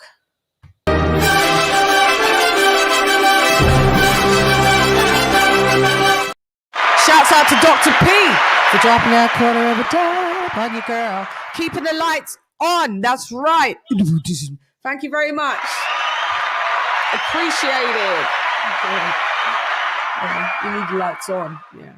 I look better with the lights on as well. So let's try and keep them on, shall we? Yeah, please do. So let me ask you a real question. You think Canelo's ducking Benavidez? I don't think he's as keen to fight him, to be honest. What I think may be happening is that I'm hoping that Canelo fights him on his last fight, which how many fights has he got left, even though the PBC's left? I think he's got 2 more fights. What's he got, guys? 2 more fights left. So, I mean, so he did Amel Charlo. There's rumblings that the second fight is Jaime Munguia. The third fight better be a David Benavidez, where you're going to lose because Benavidez is going to beat you, and then you hand over the torch and then you leave graciously, and your first ballot Hall of Fame, and we'll be like, Canelo was in the building. He's still got how old is Canelo? Around 30? He's not really that old. 33. He's not old. Right? It's only 33. But he's had like 60 odd fights. Yeah, he's been fighting a lot. He's been fighting for a while. I think there's some unofficial fights in there. Isn't he? I think he's had more than he's had 60 official fights, isn't he? Yeah, probably 60 odd official fights, 62 or 60 something official fights.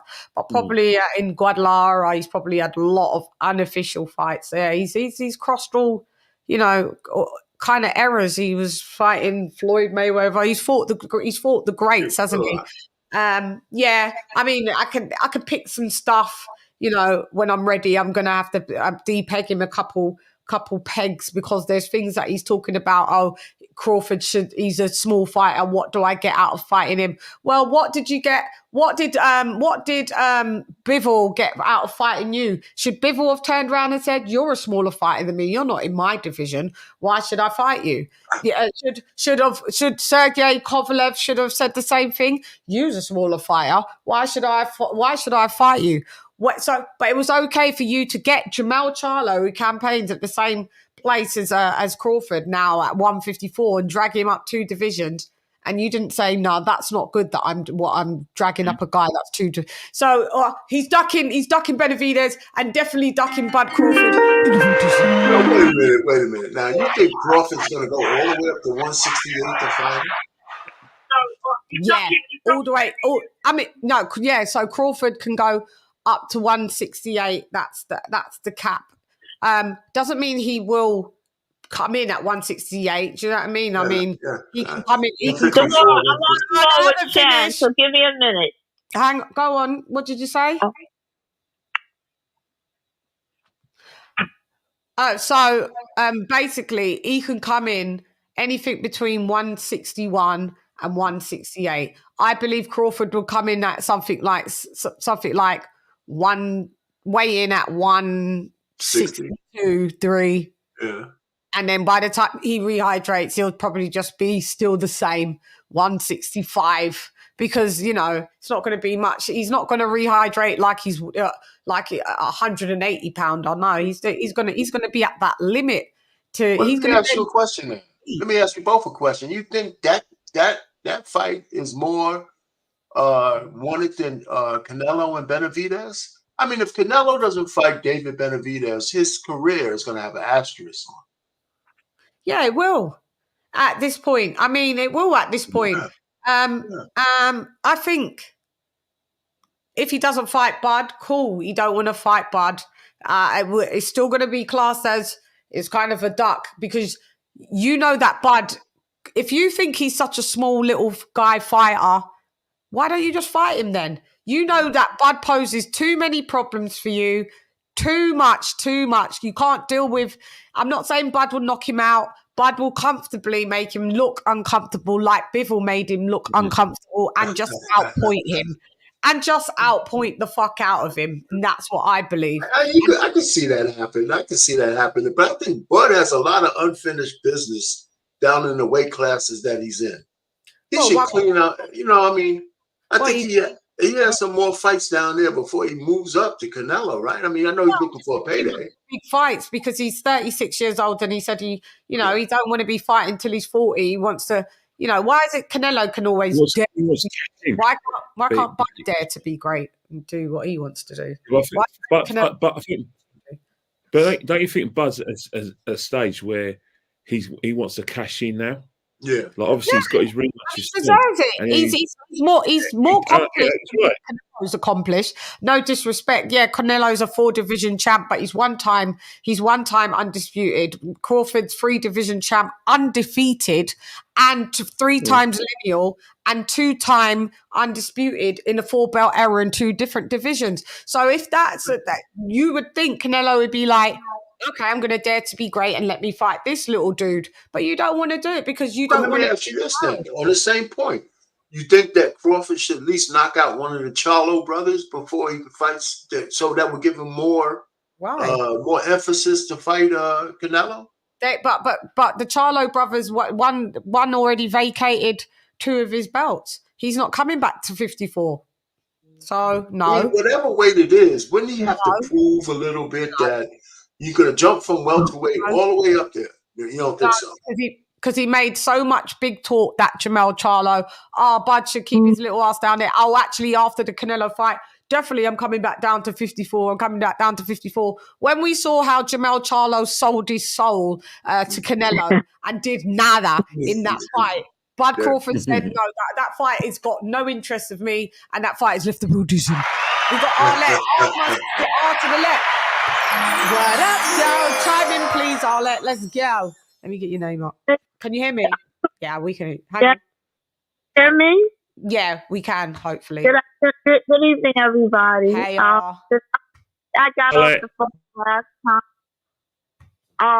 But hey, hi, Katy Taylor. It's good to see you.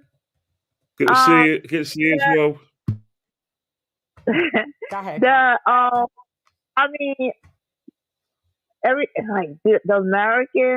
Americans. Well, I'm American, but the Americans. It's something he just said. The guy that was just talking that really just had my head shaking. I'm wondering, do these people really watch the sport? Did he say that if Canelo was preparing for the ball, that he would have walked over the ball? That just had me laughing because Canelo was the one that chose the ball. So what is he talking about?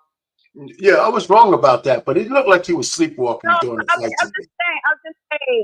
I'm just saying, like, because people like to make statements, but the ball was not looking for Canelo. It's Canelo that was trying to. He thought that the ball was weaker than Benavidez, so that was a cherry pick gone wrong. So I really, the ball, no matter I don't care if the ball was at 168, the ball would have still beat Canelo behind. And for anyone to think otherwise, I think a lot of these people, they just listen to YouTube. They don't really watch boxing.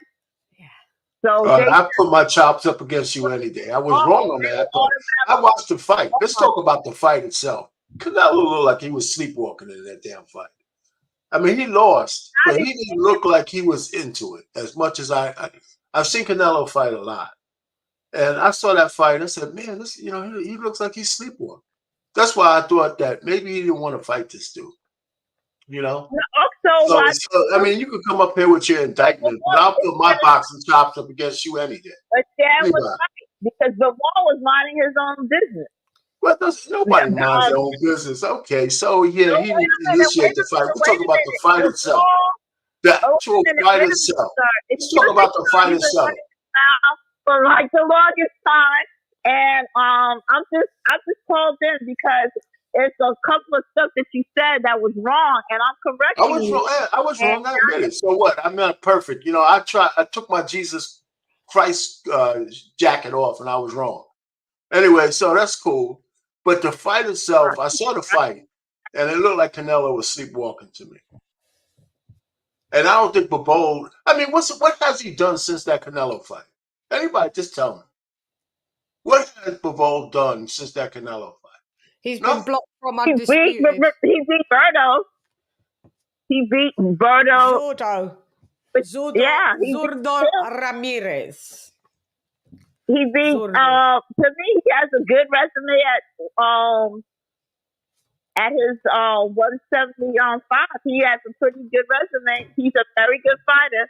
He's good. He's good, but nobody's clamoring to see him though. Dan, I'm just gonna let you speak to this guy because he's annoying and he's kind of like he just wants to take over the conversation. You love me though. He kind of anyway. I'm the kind of guy you like. You could talk. I'll let you. No, because you know what? He kind of was disrespectful with that Jesus Christ comment because I'm a Christian and he wants to take off his Jesus Christ jacket. That's not even. I'm gonna super chat because I don't want. That's very respectful. I didn't hear what did you say, Payne, about Jesus Christ? I just said that. You know what? I wasn't Jesus Christ. I could be wrong. You know, she act like me making a mistake is at the end of the world. Not perfect. You know what I'm saying? I mean, come on now. You're going hard and heavy over a misspoke. I mean, I already admitted that I misspoke, but that doesn't mean he didn't look like he was sleepwalking. I mean, you had to call for more than just to say, hey, listen, I'm annoyed at this guy for being wrong over something stupid like this. Sure we'd like input than just, yeah, we'd like some input, Arlette. Yeah, so that was my bad because I never even really heard of Bivol before. And when I saw the fight, I said, man, you know, Canelo didn't want to fight this guy. Yeah, we know him. Yeah. So, yeah, he's a great fighter. Great fighter. Yeah, I need to see more of this dude, man. And I think we're building this guy. Right. He got like you said, you've been watching Canelo a long time. I've been watching Bivol a long time, so I just know what I'm. So that's my bad. That's my bad. I haven't really watched. Do the research. Tell a lot of Americans are casual watchers because Bivol has been in the scene for a while, and if this is the first time you ever heard of him, it means that he's really out there. This is the first time I really saw him. I've been watching boxing. I haven't watched him. I haven't heard him being that big of a deal. You know, he's really not that big of a deal to me. I'm not input on Andrade. I don't have no input. I thought he lost, and that's about it. Maybe we'll come up here again and argue about something else. You know the thing about Bivol. Sorry. Thing about Bivol. I'll let you gotta learn to take to dish. You gotta learn to take it because you dish it, Arlette, and like someone says something, and you instantly fold. Like that's quite. Well, she was right on me. You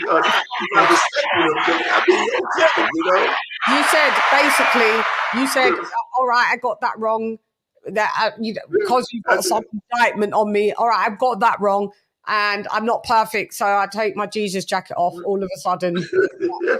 Yeah. So I didn't even get your caller off of there. I know she might be a regular, so I apologize to her. You don't need to apologize.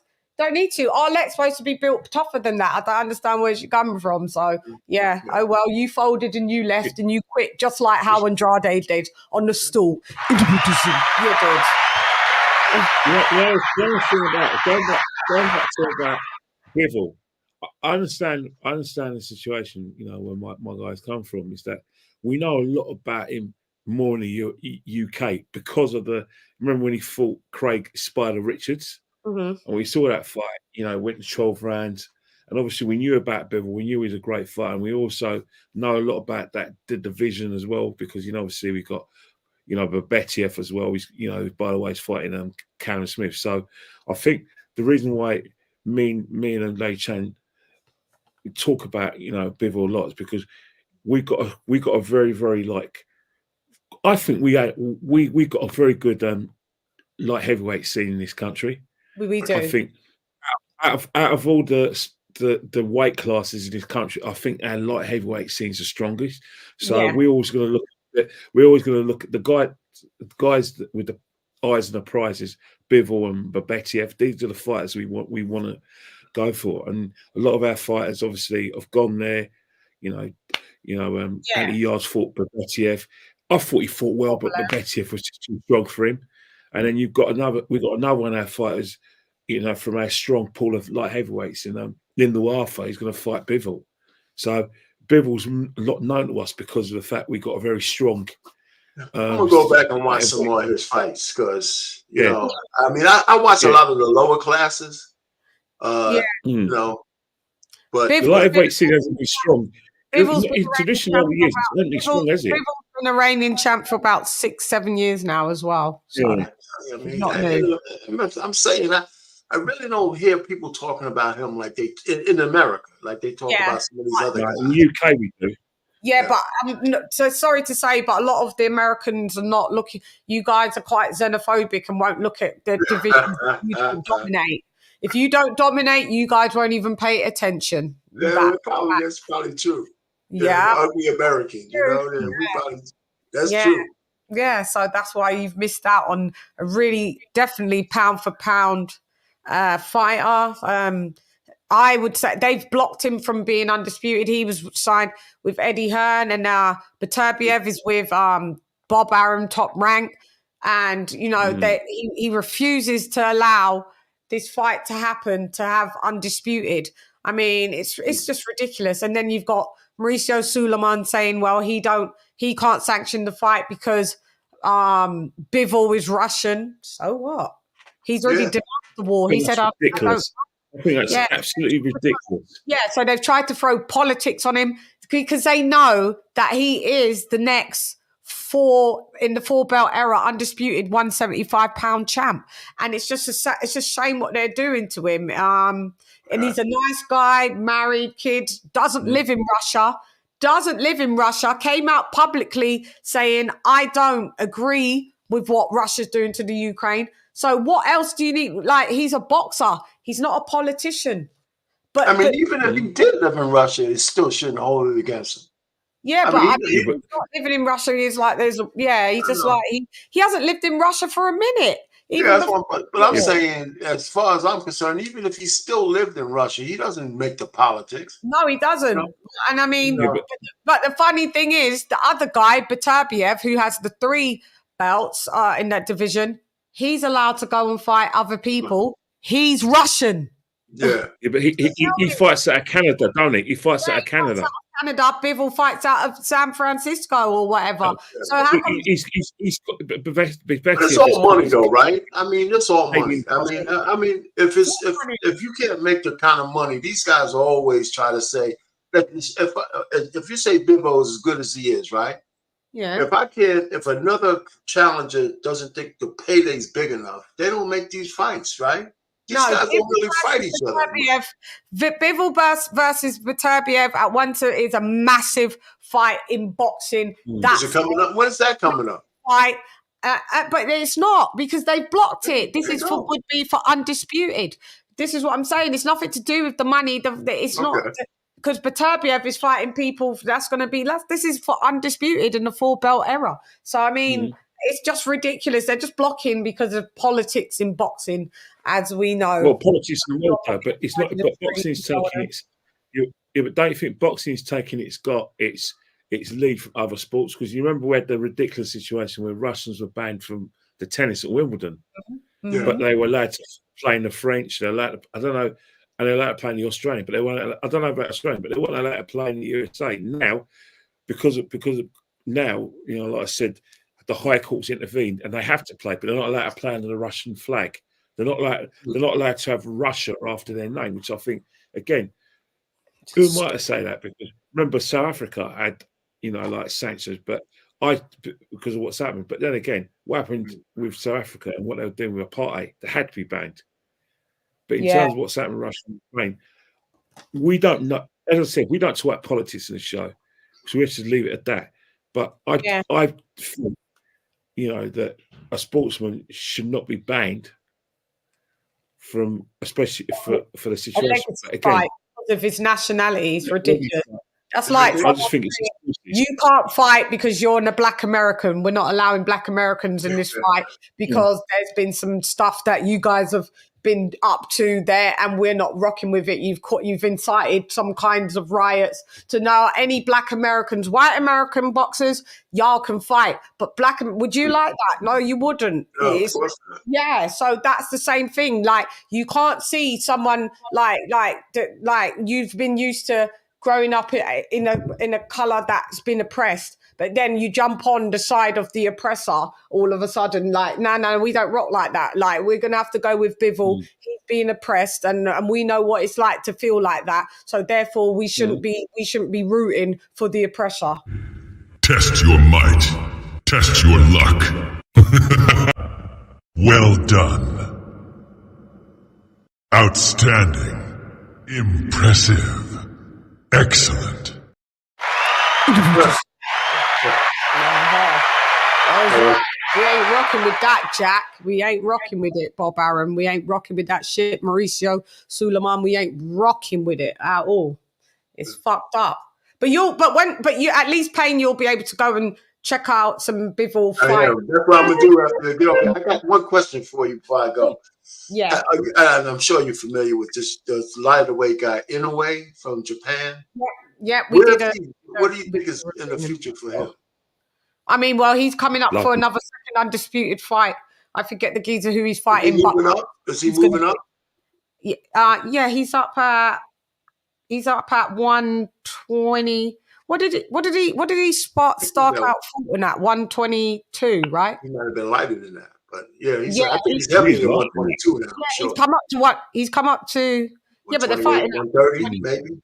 He's fighting at 122 for this fight, and he's going to be a two-time undisputed champ in 2 divisions for sure. That guy's pretty good. We did a whole resume deep dive and breakdown. If you look on my playlists, all the different playlists, he's one of the resumes that we checked out. Him and Fulton's, and when they fought before they fight, we like to do deep dive resume checks on each of the fighters, and we already knew that Inoue had a stellar resume. I mean, in coming up, like he's just always gifted like that. The level of even his journeymen were different. Like he only fought one journeyman in his whole career, someone with one upside down record. Everybody else had winning records. So that just shows you the levels of that, where he always was, where he's come from. Yeah. So where do you think he could end up at? 135 maybe? Maybe 130. I'm saying 130. You'd have to cap it. God, him to do 135, and I know they keep saying 135 so he could fight Tank. That'd be good if he could. He's 30 years old as well. He's not young. That may be tough for 135 for him, coming from being he's come 4 divisions down, 5 divisions down. Maybe if he feels, if he feels that then I'm with it. I'm not gonna be like, oh, if he doesn't do it, then he's trash. No, if he feels that he can come up, like how Crawford feels that he can come up and by all means come up, and that would be a great fight. But definitely 130 though. I think he makes it to 130. So what's next for Tank then? Oh God.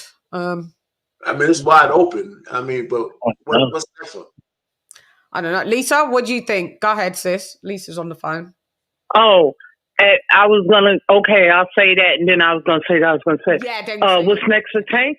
I would think Devin Haney said the only fight he would be willing to come down back to 135 is Tank. Ooh. Okay. Ooh. That would be a big fight. Oh, yeah. But I don't even know how he's going to be killing himself to make 135 again. That'd be tough. Mm-hmm. Yeah. Or Tank to fight, what's the kid's name that didn't fight Shakur? Frank Martin. Yeah. But I doubt it, though. I heard his trainer doesn't want the Isaac Cruz rematch. Whack. That's such a whack fight. Isak Cruz. Yeah, so part 2. That's whack. Get someone new. We don't need to, you beat him. It's cool. Whatever. Like, let's see you fight someone else. Mm-hmm. He keeps doing some tweet and delete stuff. Why, Payne? Who do you think? What's next for Tank? Then give us. Oh no, actually, Lisa. All right, let Payne give us what his thing for Tank, and then Lisa, you want to say the point that I'd like to see him fight. See, I'm not that keen on Shakur.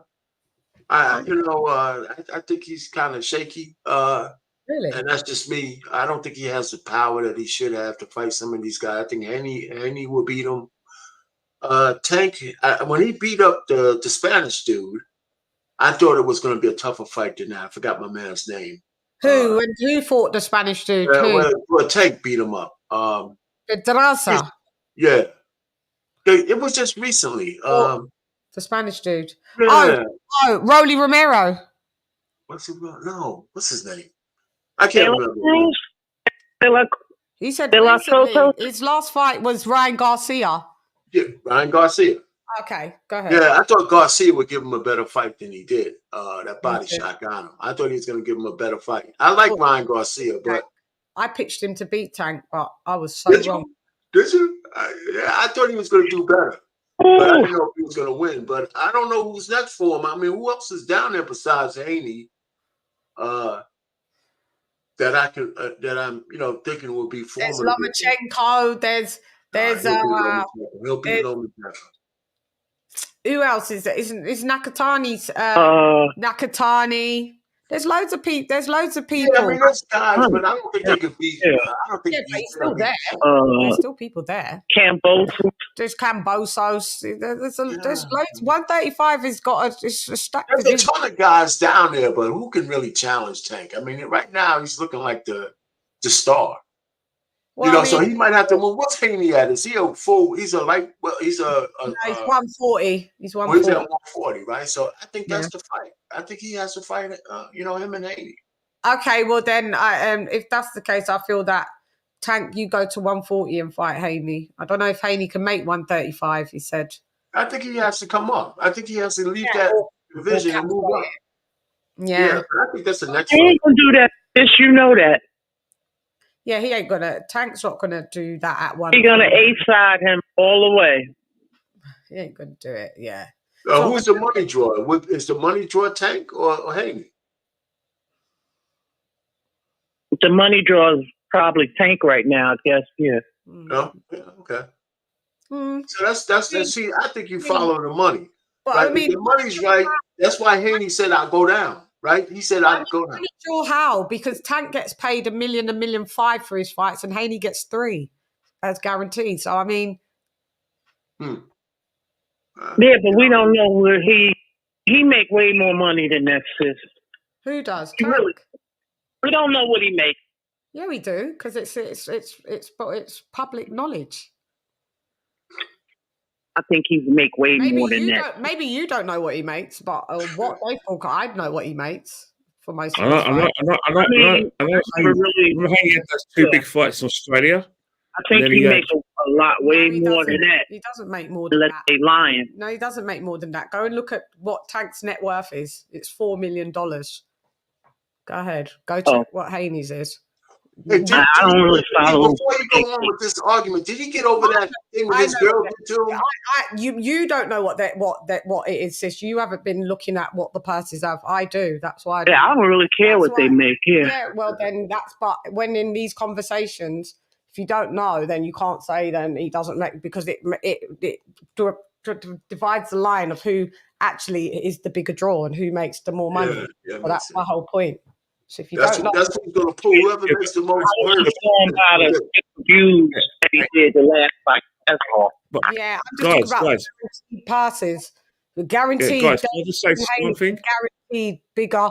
But Tank may draw the butts into the seats like that, but Devon gets paid the higher passes. So however they're going to divide that down the middle, I don't know. They're pretty much, because without a Ryan Garcia, Tank ain't a big PPV seller, so let's not all start acting like Tank sells 1.2 million pay-per-views on his own accord, because he never does. His highest has been about 260.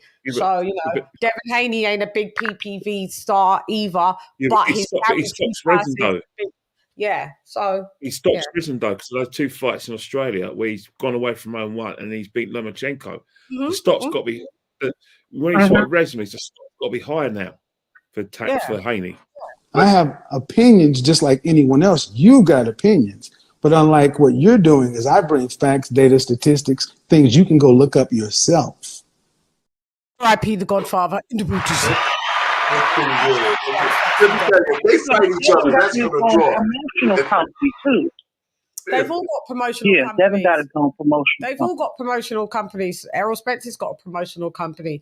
Bud Crawford's got a promotional company. They've all got it's just which you guys call a LLC, which we call a LTD, a limited company. Everyone's got an LLC for tax reasons, but it doesn't mean they're promotional company. They don't put up the money for their fights at all. Devin Haney doesn't put up the money for his own fights.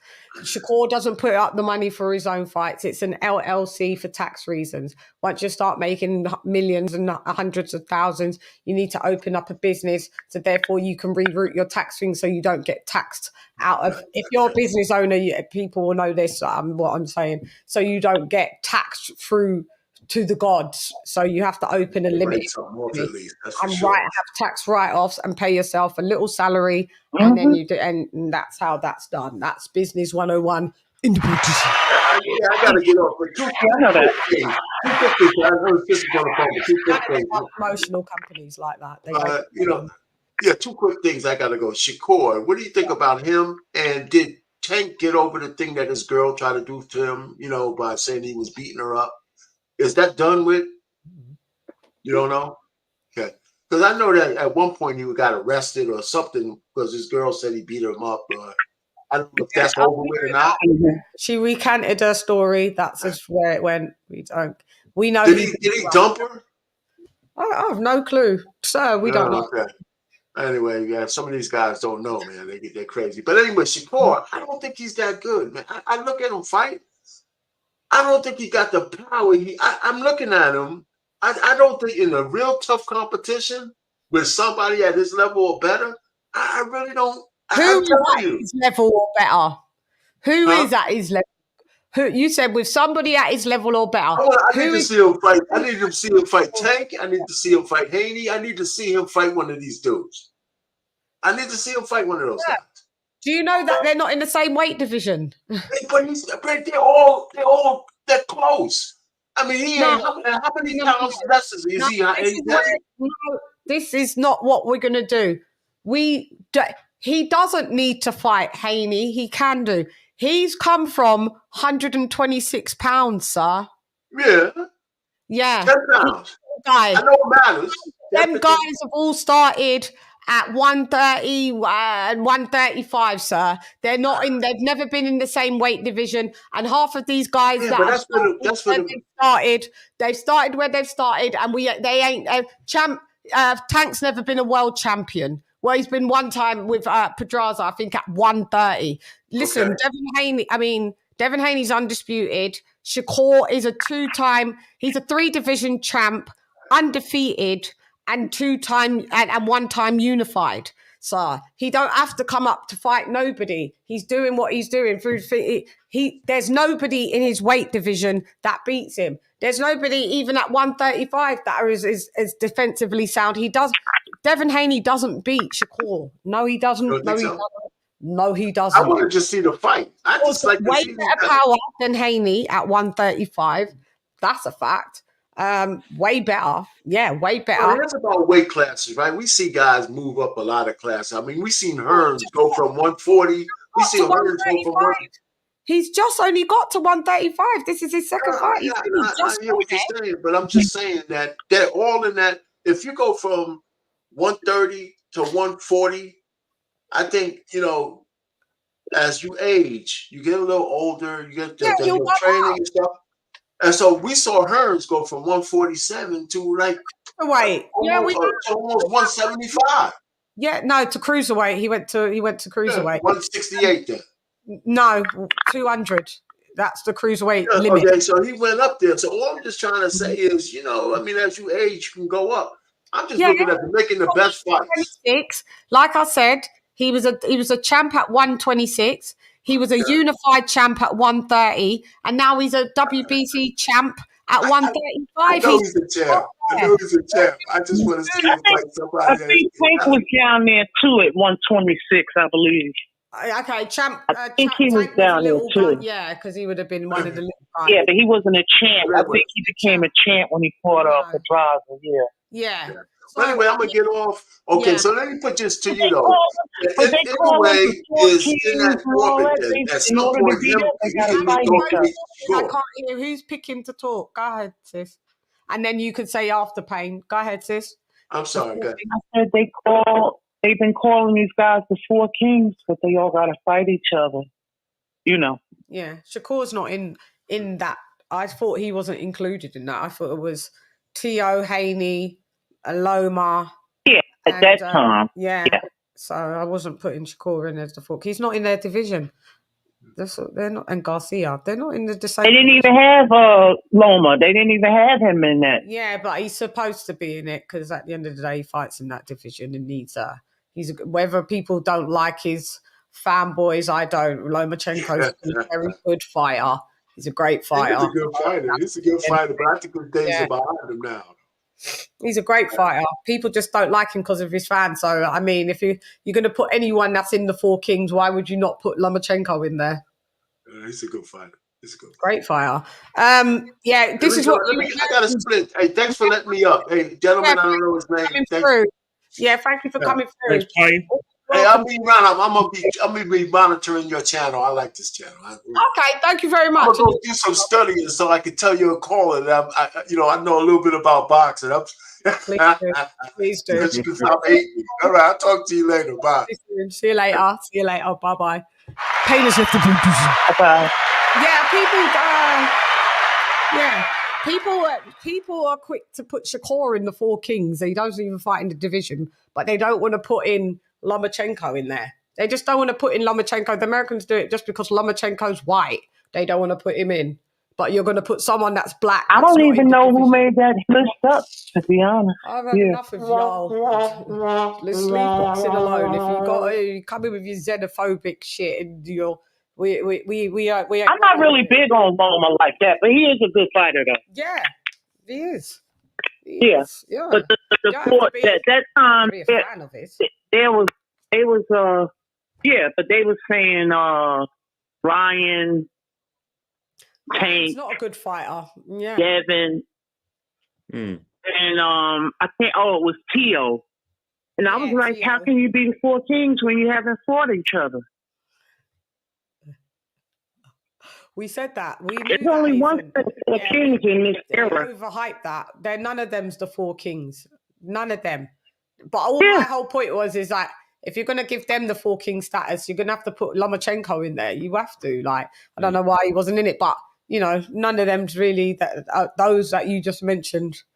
They haven't fought each other. So, Tank and Ryan have, but I mean, that's just about it. That's not enough to still warrant it as but the real Four Kings was Estrada, Sarungasai, Chocolatito, and Quadras. And nobody mentioned them. No, because they're the little guys. Now no one cares about that, I guess. So them lads, I know, which is a shame, but I don't know why that goes over people's heads. Yeah, I don't know. I just think maybe they're talking about maybe in that division, the 130, 135 division, not anything smaller than that. Maybe like Hearns and Duran and them lot. Duran came from small, but I mean, it's not coming from like flyweight and that. You're not talking about them kings. It's just like, it's not that deep. Hang on, let me. Yeah, they fight.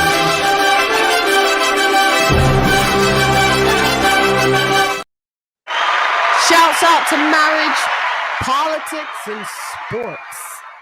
For dropping that half a dub on your girl. For the love of the fight game.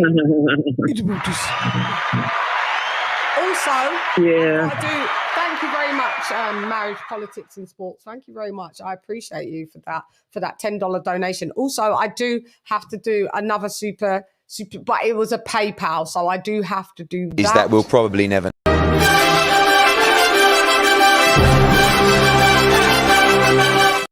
Gotta go again, otra vez.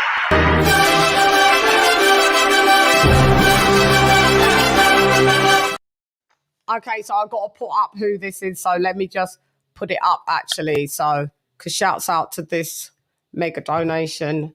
Okay. Let me see if I can find. Okay, yeah. It's in pounds. I forgot. The pounds was in the building.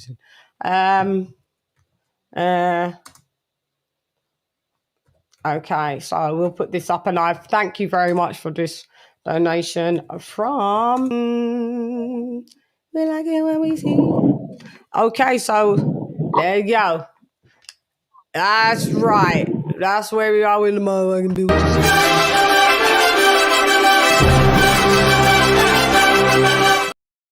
Thank you, AJLJ, for dropping out 150. Hundo and half a humbo. I haven't seen AJ for a while. He's been working. Look, he's been working. He's had to be at work. Okay, so, AJ, long time, bro. Yeah, I know we miss him. He will be back, but yeah, he's like, I have to miss the next few weeks ones because of the work that I'm doing and stuff. So shouts out to AJ all day. We love you. Yeah. He's like, miss you, AJ. He watches us on playback. Gang. I spoke to him yesterday and he's all good. Massively appreciated. He's always a great donator. So £150 sterling. Thank you very much, AJ Almonday. Yeah, massively appreciated. And then also, so okay, sis, there was a point that you wanted to make before that other I do you remember it? I had put in the chat, and I was gonna say, what little silly man, as I call him. I know. He said that if Bivol wanted to make the Vitervia fight, he can petition it. And I said, what Bivol should do is call his bluff. And if he's lying, then we'll know. Then it will be exposed. Then we'll know. Yeah. He said it several times. If you want to have this fight. And did you see when they met face to face? And Vitervia punked him. I was like, ooh. What did Vitervia do to Bivol? Yeah. What did he do to him? He punked him.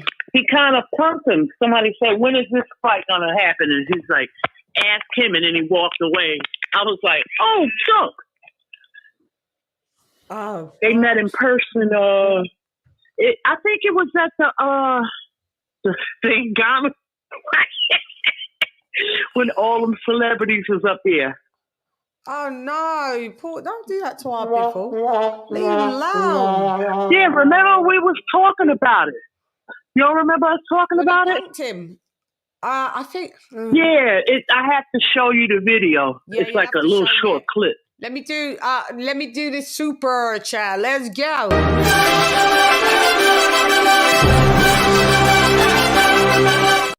Shouts out to the left for dropping that 199 on your girl. Press the like button and support the channel. I hear the horns, yeah. Thank you very much, sis. Massively appreciated for your donation. Thank you. I like what StreamYard's doing. When super chats come, there's a thing, it automatically saves them now that we've got a section where we can just go and you know, even if it comes off in the chat, for us it stores it in its own little file, which is amazing. So shouts out, yeah. Oh, that's great. Yeah, that's good because we've been missing, you know, I think people's getting, you know, missing super chats and stuff and da-da-da-da. So yeah, that's a good thing. But yeah, I need to see that. Is this going on with you over here? Yeah, I'll send it to you. Yeah. Something with the like buttons has been acting up. It must be in America. Mine as well. You press it stays on 0. Mm-hmm. Yeah, mine's been doing the same thing. for the last maybe week and a half. Do you think in boxing we expect current fighters to mimic the past fighters too much, to recreate the Ali, Foreman, Fraser triangle, to recreate the big three to compare to the four kings? Yeah, we do expect them to do it, and then it can. We demand it. We demand it. No, but I think we shouldn't, because they're not cut from that cloth. There's no point. I think. Yeah, go ahead. Boxing needs rivalry, doesn't it? Though. Yeah. We need rivalries. Yeah, we should. Should we expect them to be like the pop fighters of yesterday? Maybe, yeah. We should expect them to be like that and just fucking. But I think boxing's changed so much. They're allowed to duck and hide under different facets of overbidding, underbidding, and your promotional company, other side of the street. You're not a draw. You're not a draw. A side, your speech. There's so many ways that these fighters can duck now that they couldn't back in the day as such. It shows them. Right. It shows them. You're up. right. Yeah, it shows them up. Shows them who they really are, and that's why you give like Crawford, AJ, for the most part, as being a throwback. Few of them being throwback fighters. They don't duck mandos. They don't take voluntaries because they can. You know, that's throwback fighting. And we don't have a lot of them anymore. You know what I mean? To be fair. No. So whether you like those fighters that I've mentioned or not, acceptance is key. That's his facts, stats, and data. They've never ducked a fight. They've never vacated a belt to not fight that person. Do you know what I mean? That's just how it is. So I don't know if we should expect them, but boy, it doesn't seem that. Doesn't seem like they're they're not cut from the same cloth, and I've already just come to terms with that, to be honest. Yeah.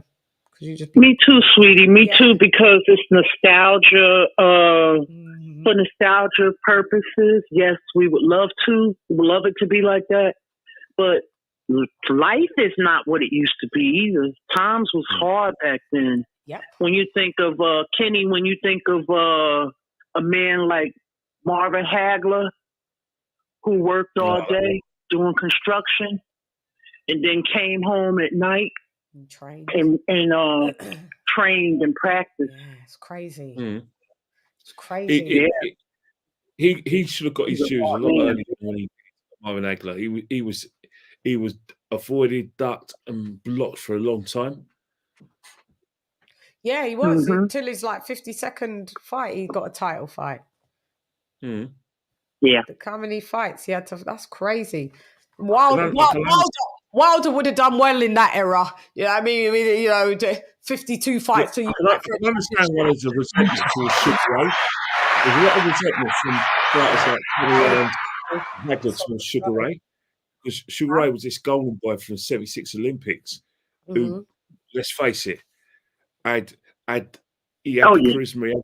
He had gifts, though, that Marvin Hagler, I still think out of all those great fighters, Marvin Hagler's the best out of all of them. Better than Sugar Ray, better than Duran. Out of Duran, Hans, and Ray. Yeah. I thought Marvin Hagler was the best.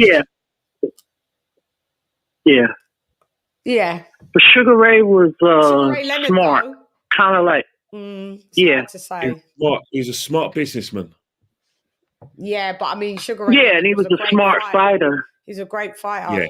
Yeah. Katy Taylor the way her performance the other day reminded me of Sugar Ray Leonard in the Hagler fight. Really? She was able to get them shoe shines off. She got them fast hands. You know. Yeah. Yeah, in and out. Yeah. Fast hands. Yeah, shouts out to Katy Taylor, boy. Very fast. Very fast hands. Them flurries, them shots that she put together, boy, at that speed. It was like, I need the slow-mo. I still like to. I know we touched on this before, but I still like to have seen that knockdown get called and see how that not get called in the first round. How does that fight go? Does it show the character more confidence? Tell her still fight the same way? Yeah. You know what I mean? She's still this is what I was going back and forth with. But it's she interesting. Still touched the canvas. Doesn't make a difference. When a fighter touched the canvas, it either's going to screw up their head and it's going to make them shell up, or it's going to make them feel more like we've got to go hard. It's different, isn't it? The referee don't call a knockdown. He doesn't. No, it's not. Because the difference is like you're still the shock of you physically still being on the canvas, whether or not it was the referee called it a knockdown or not. The fact is you still hit the canvas. So your body, your physiological signs are still going to react exactly the same way as shock. Oh my God, I'm on the canvas. The referee thing is secondary, whether he's going to rule it or knockdown. But the primary thing is if you touching the canvas, that's how your body reacts. And like I said on Twitter, going back and forth with Benji, like many of fighters touched the canvas and it didn't fuck up their psychology. They won. That's how great fighters they've been doing that. So that's no like she got back up like it was nothing because it was a flash knockdown. It was like boom. She got that. She wasn't hurt from it. It wasn't knockdown nonetheless. But I mean, she got up and that was it. She was going to beat. Listen, the mind frame that she was in, she was going to. There was no way that Chantel Cameron. When I look at that, Chantel Cameron was not going to beat her. That determined Katy Taylor was all heart and determination, and that's why. And I witnessed it. I was like, yo. That headbutt. Oh my God, that was a nasty cut. Yeah, them headbutts was fucked up. Oh, yeah, them headbutts was that. Being a woman and stuff and having head cuts like that. You should see. You know, our vanity. Yeah, you should see Katy Taylor's face though. She got low black eyes and God, she looked battered as well in the post-fight press conference. I was like, girl. Yeah, you know, so but she's a warrior. She's a trooper like that. She's used to her face looking battered after a fight, Katy Taylor, to be honest. She's not vain like that. It's just, she knows what she's come to do and that's what it is. And, you know what I mean? You got to be prepared for your face to get tucked in if you're going to be a boxer. That's what it is. She likes a bit of rock'em sock'em and it happens, you know what I mean? So, but I couldn't do it. But yeah, shouts out to them, man, for sure. So we have the conclusion. Do you want to wrap up anything, sis, about David Benavidez, Canelo, and Andrade? Oh, yeah. Andrade just got to go back to the drawing board. Are they going to go back to 160 or call it a day or whatever? I wish him nothing but the best going forward. Canelo, I think that he will fight Andrade. I mean, not Andrade, Benavidez. But I don't think it's going to be in May. I think it's going to be in September. Like last fight or something of his career? Yeah. But then again, I heard he got 90 days to make the decision. What decision? To fight Benavidez. So I guess they got to come to some type of agreement. Really? Why is it? Because he's the next. Yeah. Is it because he's the next in line? Is it a Mando? Interim. Mando, yeah. Mando, yeah. So he could that interim. Yeah. He is the Mando on the WBC. But side, maybe his next fight will be maybe his next fight will be voluntary. Because I've been hearing stuff about Munguia. Munguia, me too. Yeah. You know. That means I don't mind if you're fighting Jaime Munguia, but then then afterwards you're fighting David Benavidez. Then I'm good with that. Yeah, that's fine. If you fight Munguia and then you fight some other geezer, no, it's not going to fare well with me, mi hermano. Not at all. Not at all. I'll be, y'all must have forgot. Roy Jones Jr., remember that name? Y'all must have forgot. Y'all must have forgot. Y'all must have forgot. Y'all must have forgot. Yeah, it's not going to work. So it's this, unless he does. All right, Roy Jones. Yeah, innit. Go ahead, rock on with your bits. Yeah. Oh, yeah, and let me just quickly talk about Charlo versus Jose. Ken, did you watch that fight? I swerved that, but I'll let you take the lead on that one. Okay, let me take the lead. Listen, it was trash in the booties. It was rubbish. It was rubbish. It was boring. It was rubbish. It dragged.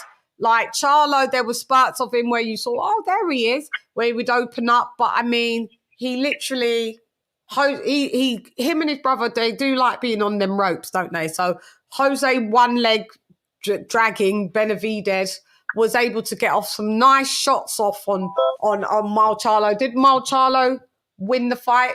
Yes, he did. But at the end of the day, I don't know, ring rust, not all there. Something's clearly not right with him. And if this is the level that he's going to fight to, and they've gave him the fucking champions fucking parade, mate, like this is a joke. Listen, it was bad. Like I said, he opened up in spurts where, but it was pretty much a boring fight. And he got backed up on the ropes, and he didn't know how to pivot off and pivot out. Nothing, just like, yeah, it was just like, wow. What are you going to boil that down to? Is it ring rust? Is it whatever? I don't know. Yeah, yeah. You didn't make weight. You came in at 166.5 pounds, even though the catch weight's 163. So you couldn't make that weight. And what they should have did, because this is what I would have did if I was Jose, just in general, I would have called the fight off and made that your whole training camp. Like you said, it was only 3 weeks. I only did 3 weeks training camp. I didn't really do a full camp. All right. Well, now you're not getting the money, and now you're not getting the fight. So that pushes you further into inactivity. Holler at me on the flip side, mi hermano, because this is just not good. I wouldn't have did the fight. Oh, and now you got Jose, who I can't stand. Jose fucking Peggy Benavidez. I can't stand him. I couldn't stand him from when he fought Crawford and he said that racist fucking thing at the presser. I can't stand him. And he was dying to be racist yet again, because I saw it when he was talking to Jamal Charlo. You know, when you see someone just about to say something and then they just catch themselves. I saw it, and nobody can't tell me that I saw it, because I did. Yeah, and he's now saying that because Jamal was so much bigger, he feels that's why he won the fight. Well, you let it happen, and you okayed it because you thought the vacant look in that dude's eyes was meant that he isn't all there. But he isn't all there. But there was enough of him there to beat your ass.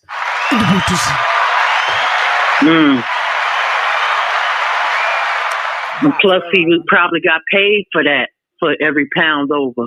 He got fined. Jamal got fined, right? He got fined. You know, he got fined, and so Jose, you know, you can't complain now. We don't give a fuck about your complaints, mate. We don't give a fuck. Yeah, don't give a fuck.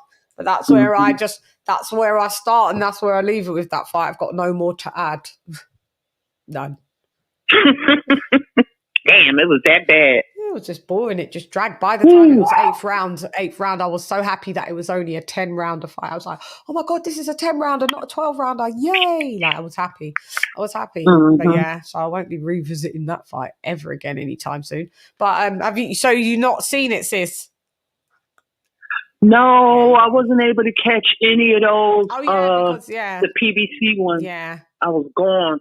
Yeah, but I have the zone, so I was able to catch the whole Katy Taylor card. Yeah, but these ones was pay-per-view anyway. I don't think you would have bought the pay-per-view for this. I forgot that card was pay-per-view. Right, but I unfortunately I wasn't even home, and you know. But would you have bought it? No, probably not. No. Yeah, no. I would. I'm gonna buy this one in Saudi Arabia.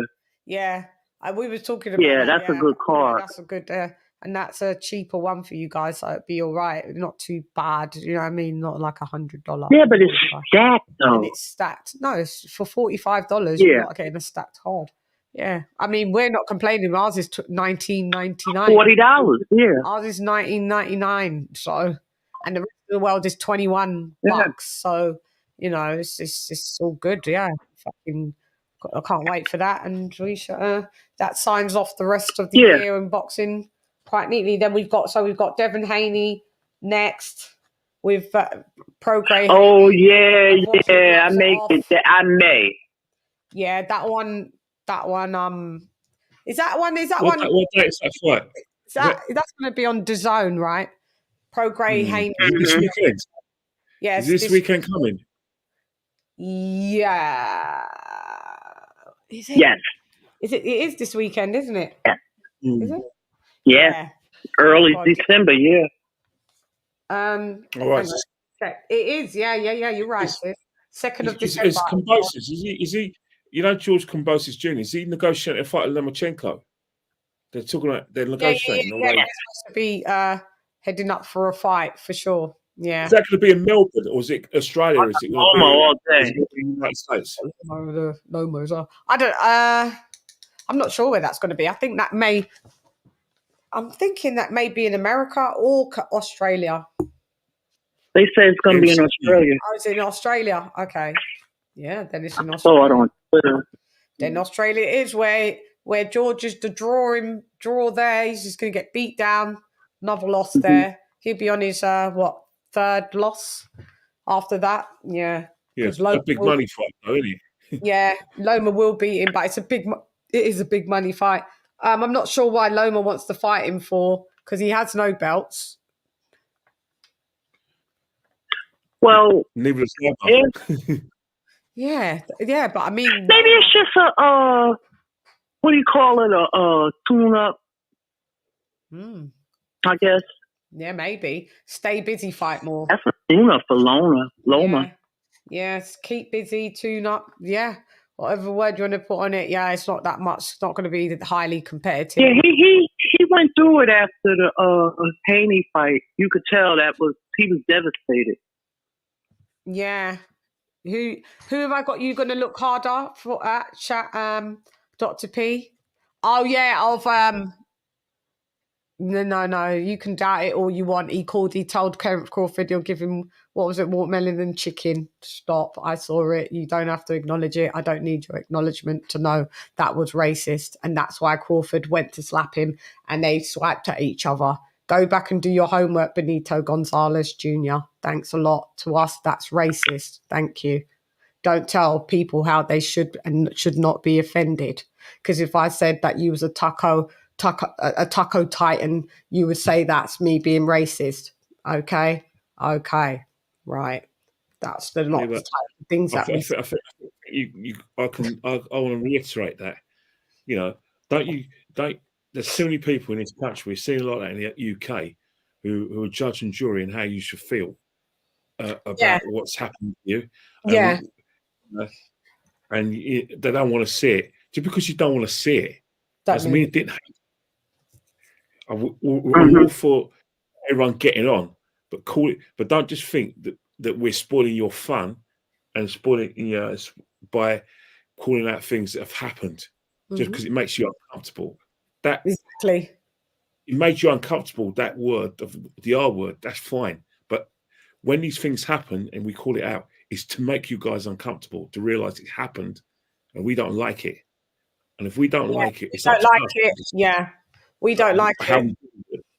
If it makes you uncomfortable, leave the conversation. Exactly. Mind your business, leave the conversation, and don't tell the offended that they shouldn't be offended. And don't tell people that we should live uncomfortable to ensure your comfortability. That was racist. Exactly. That was it. That's all we're going with. Call it out. You don't like it.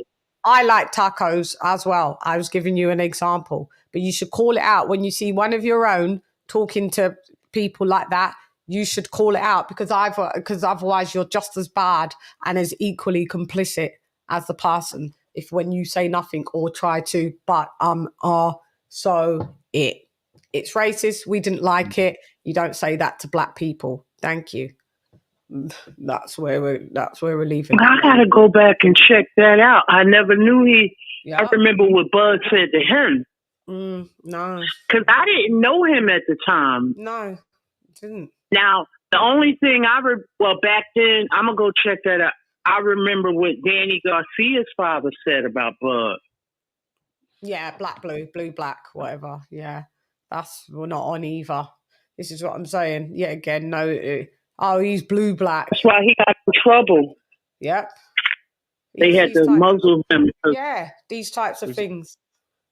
The fact is, man, We're not asking for your empathy. We're asking you to but don't tell us that you judge. That we didn't ask you to judge or to comment. If you can't, I don't care if you don't think it is, but I don't need you. I don't need to hear it from you. Keep it to yourself. Yeah. Thank you, Kenny Ken. Wise words. And on that note, we are riggedy wrapping up the weekly wrap-up show. You know where you are. I just have to remind you, the weekly wrap-up, shiggity, what? Shiggity show.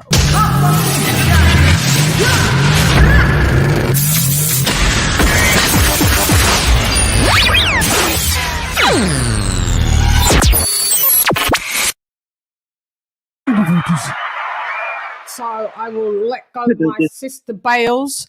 Thank you, Lisa, for jumping on and rocking with us via the phone. I love it. Thank you. Yeah. Thanks for having me, guys. You're welcome. You're more than welcome, sis. Great show as always. Yeah, thanks for having me. Yeah, we had fun, and we keep it tidy at about 2.5 hours the most now for the weekly wrap-up Shiggity show. That's what we do. So thank you, sis, and I shall catch you in the back, Jack. Oh, okay. I'll be in the chat. Okay, dokes. Thanks, sis. Love you. Mwah. All right. Love you guys. Bye. Mwah. Bye. Lisa Bales. Bye, Lisa. Again. We tell them where they can find you. They can find me. I don't do Twitter. I only do Twitter to promote a show and speak to you. Yeah. Instagram's where I do my magic because I do boxing and football and a bit of cricket. All three, but mostly football because I'm a football man. But that's where there's better interaction. Twitter, you know my thoughts on Twitter. It was rubbish before Elon Musk got involved and reinstated some wing-wongs on there. So it's not really gonna, Yeah, I know. It upset me about not being on Twitter. I don't miss it. I've got loads of followers. There's no interaction. It's a waste of my time. Yeah. But there are a few good people in there. Tell them to give you good. Yeah. Make them, guys, I would like you to interact with Kenny Ken on his Instagram, which he's going to give you it now anyway. Yeah, my Instagram's at Kenny Ken 1972. Yeah. And he does football reviews and, talks about it. Go in if you've got questions or you want to leave comments about this show. I answer every comment that people said to me.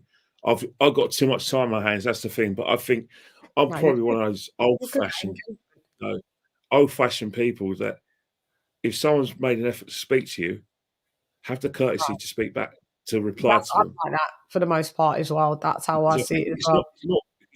I think what it is that it's a massive effort. It takes a lot of courage to actually call someone out or make an effort to someone to speak to them, because at the end of the day, we're not naturally good at speaking to strangers. When someone makes an effort, give them something back. Yeah, exactly.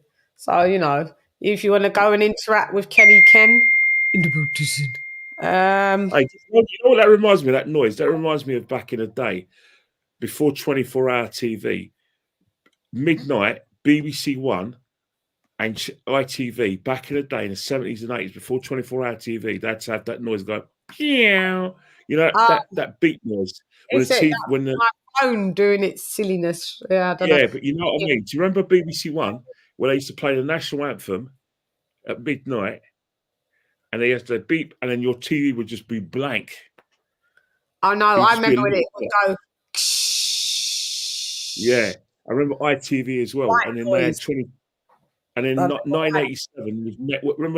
Remember, I don't know what his program, midnight TV on ITV on Network 7, those sort of things. No. They started having 24-hour TV, but before 24-hour TV, that noise reminded me of BBC One when they had the national anthem, and then your TV used to go. That noise you just made. Really interesting. Yes.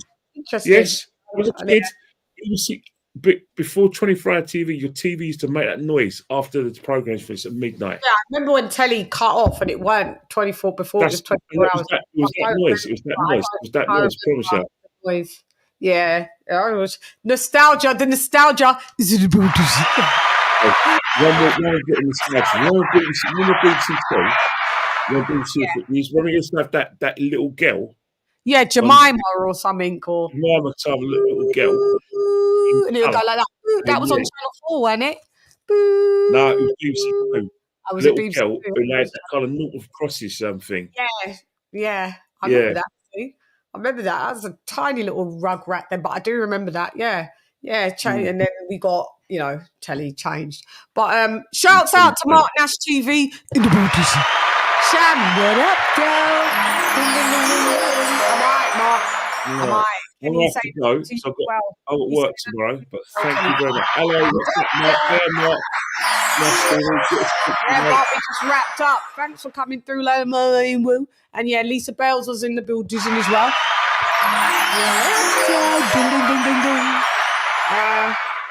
Do you have a YouTube page? He's asking. Do you got a YouTube page, Ken? Like you post stuff on YouTube?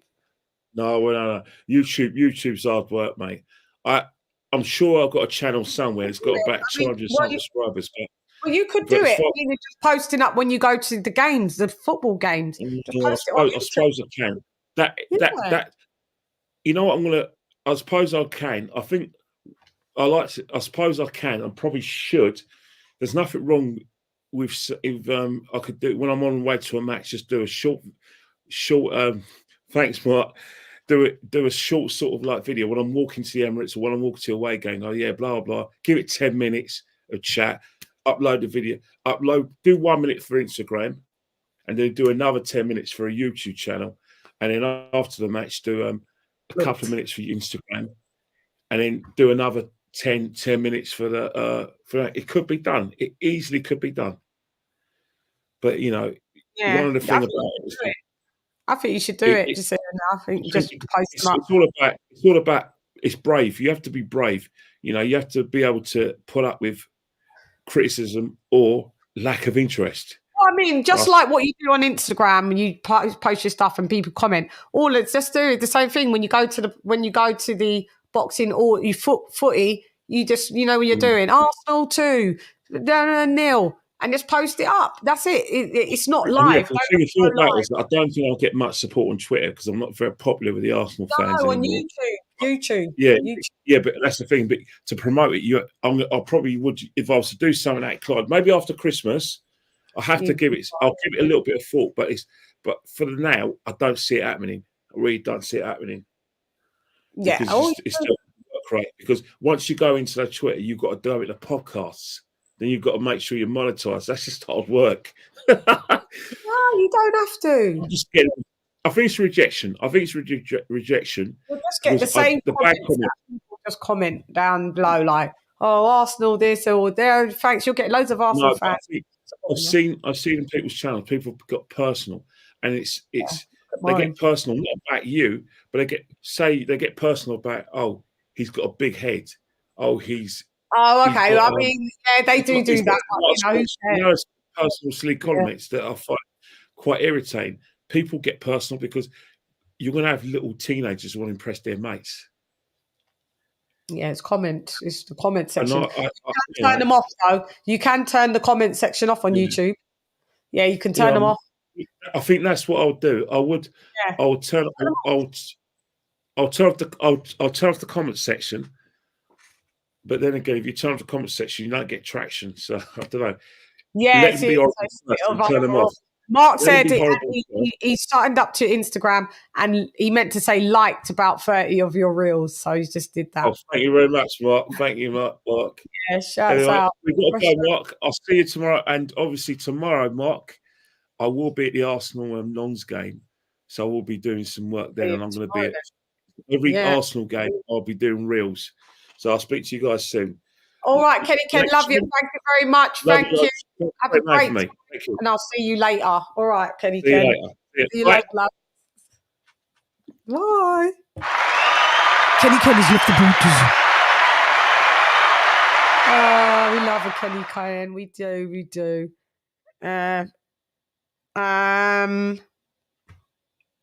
Mark Edwards is in the booties. You're looking good. Makeup right. Face on 100. Right? Bars. No, it's not bars. You use right and right twice. Thank you very much, though.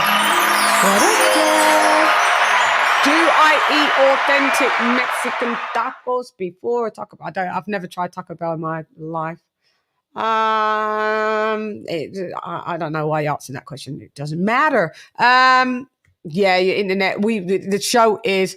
No, I'm not angry. No. Just saying that if I say that somebody said something racist, you're not to just say no. I don't think so. When that's all I'm saying. So, but other than that, el rey, todo bien conmigo y todo bien contigo, sí, todo bien. Ya tú sabes. Okie dokes. Yeah, it's time to wear your beautiful coat, family. Yes, winner time. Hit the like for real though. Boxing Menu Podcast. That's right. Yeah. So guys, you guys have been amazing, and we've had fun like we always do. But I'm here to tell the truth, nothing but the truth. So help me God. Colonel Jessup, did you order the code red? You don't have to answer that question. I'll answer the question. You want answers? I think I'm entitled. You want answers? I want the truth! You can't handle the truth! You only get the truth once you obtain knowledge, and knowledge is what? Knowledge is key. That's right, say for Guan, say for Guan. So if it Guan, not what you see, nothing because nothing not a Guan. Lock off your eyes, cost me, make you cough. Them the like, we will like them. Them not like me, so me not like them. Man, I figure set this straight and clarify. Put fire upon a pagan, aim for the cranium. Turn off the news, there's a bag of lies. Roast raised man, wanna inform up, fun Babylon and every one of them dirty guys. And if they wanna go around the order, I guarantee somebody's dropping flight. We deal with stats, facts, and data. I deal with facts, figures, statistics, reality.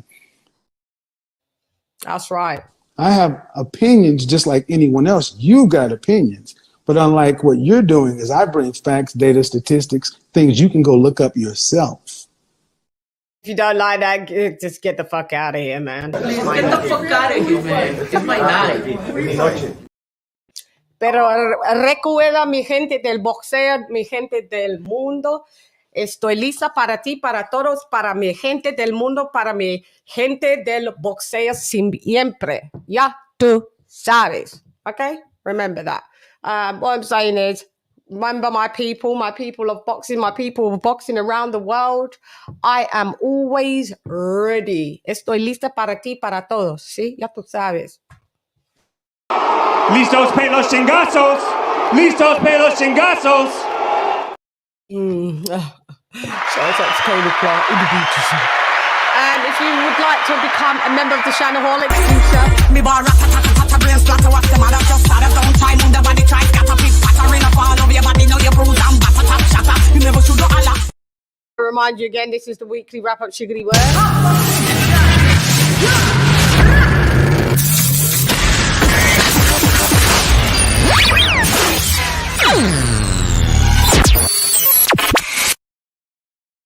Also, what was the other thing that I was going to say? Oh, yeah. So, yeah, we are all on. De nada, el rey, de nada. Okie dokes. So just please remember that you can follow myself. I am on Twitter, which is at LadyChann, LadyChann. I'm always 2 N's. That's how I spell my name, even if it's Shan. And also on Instagram. Bars. So if you like to see pictures, I like to post them. So head over to my Instagram at LadyChann. Any of my social media is at LadyChann, and that's where I reside. Hola, mi hermano. ¿Cómo estás? How are you, Dennis? Hope you're all good. Nice to see you. Nice. Thank you. Muchas gracias, mi hermano. Thank you very much, mi hermano. Massively appreciated. Yep, blessings upon blessings. It's just a blessing. Praise God. Straight. Make money. Straight. Bonita. Straight. There's a song called Blessings that my dear late nan used to love. Yeah, good night to Kenny Ken. So we want to thank Kenny Ken for being in the beauty. We want to thank the Queen Lisa Bales for being in the beauty. We want to thank Arlette for calling through, but you fell through in the beauty. We want to thank everybody for the super chats and the PayPals. In the bootism. The monumentous one, yep. Thank you, AJ all day. That was Jesus Christ in the bootism. Muchas gracias, muy gracias. Sí, te quiero mucho también. In the bootism. En el edificio. Ya te sabes. Okie dokes. Anyway, I am going. Hasta luego, mi hermanos y mi hermanas también. I'm gone. Anyway, I'm gone. Hablo en español y inglés también, so let's go. I'm gone. Hey girl, it's LadyChann. Yeah. El chica de LadyChann. Mi nombre, ¿sí? Come box with Chan. Gian, vamos a boxeo conmigo. Hasta luego. Gian. I guess so. LadyChann has left the pool dizzy. Hasta luego. Adios. Bye-bye. Gun. Every type of accent. See you lot later. I will be back. Check the community tab. Mwah. LadyChann has left the pool dizzy. LadyChann. Fight.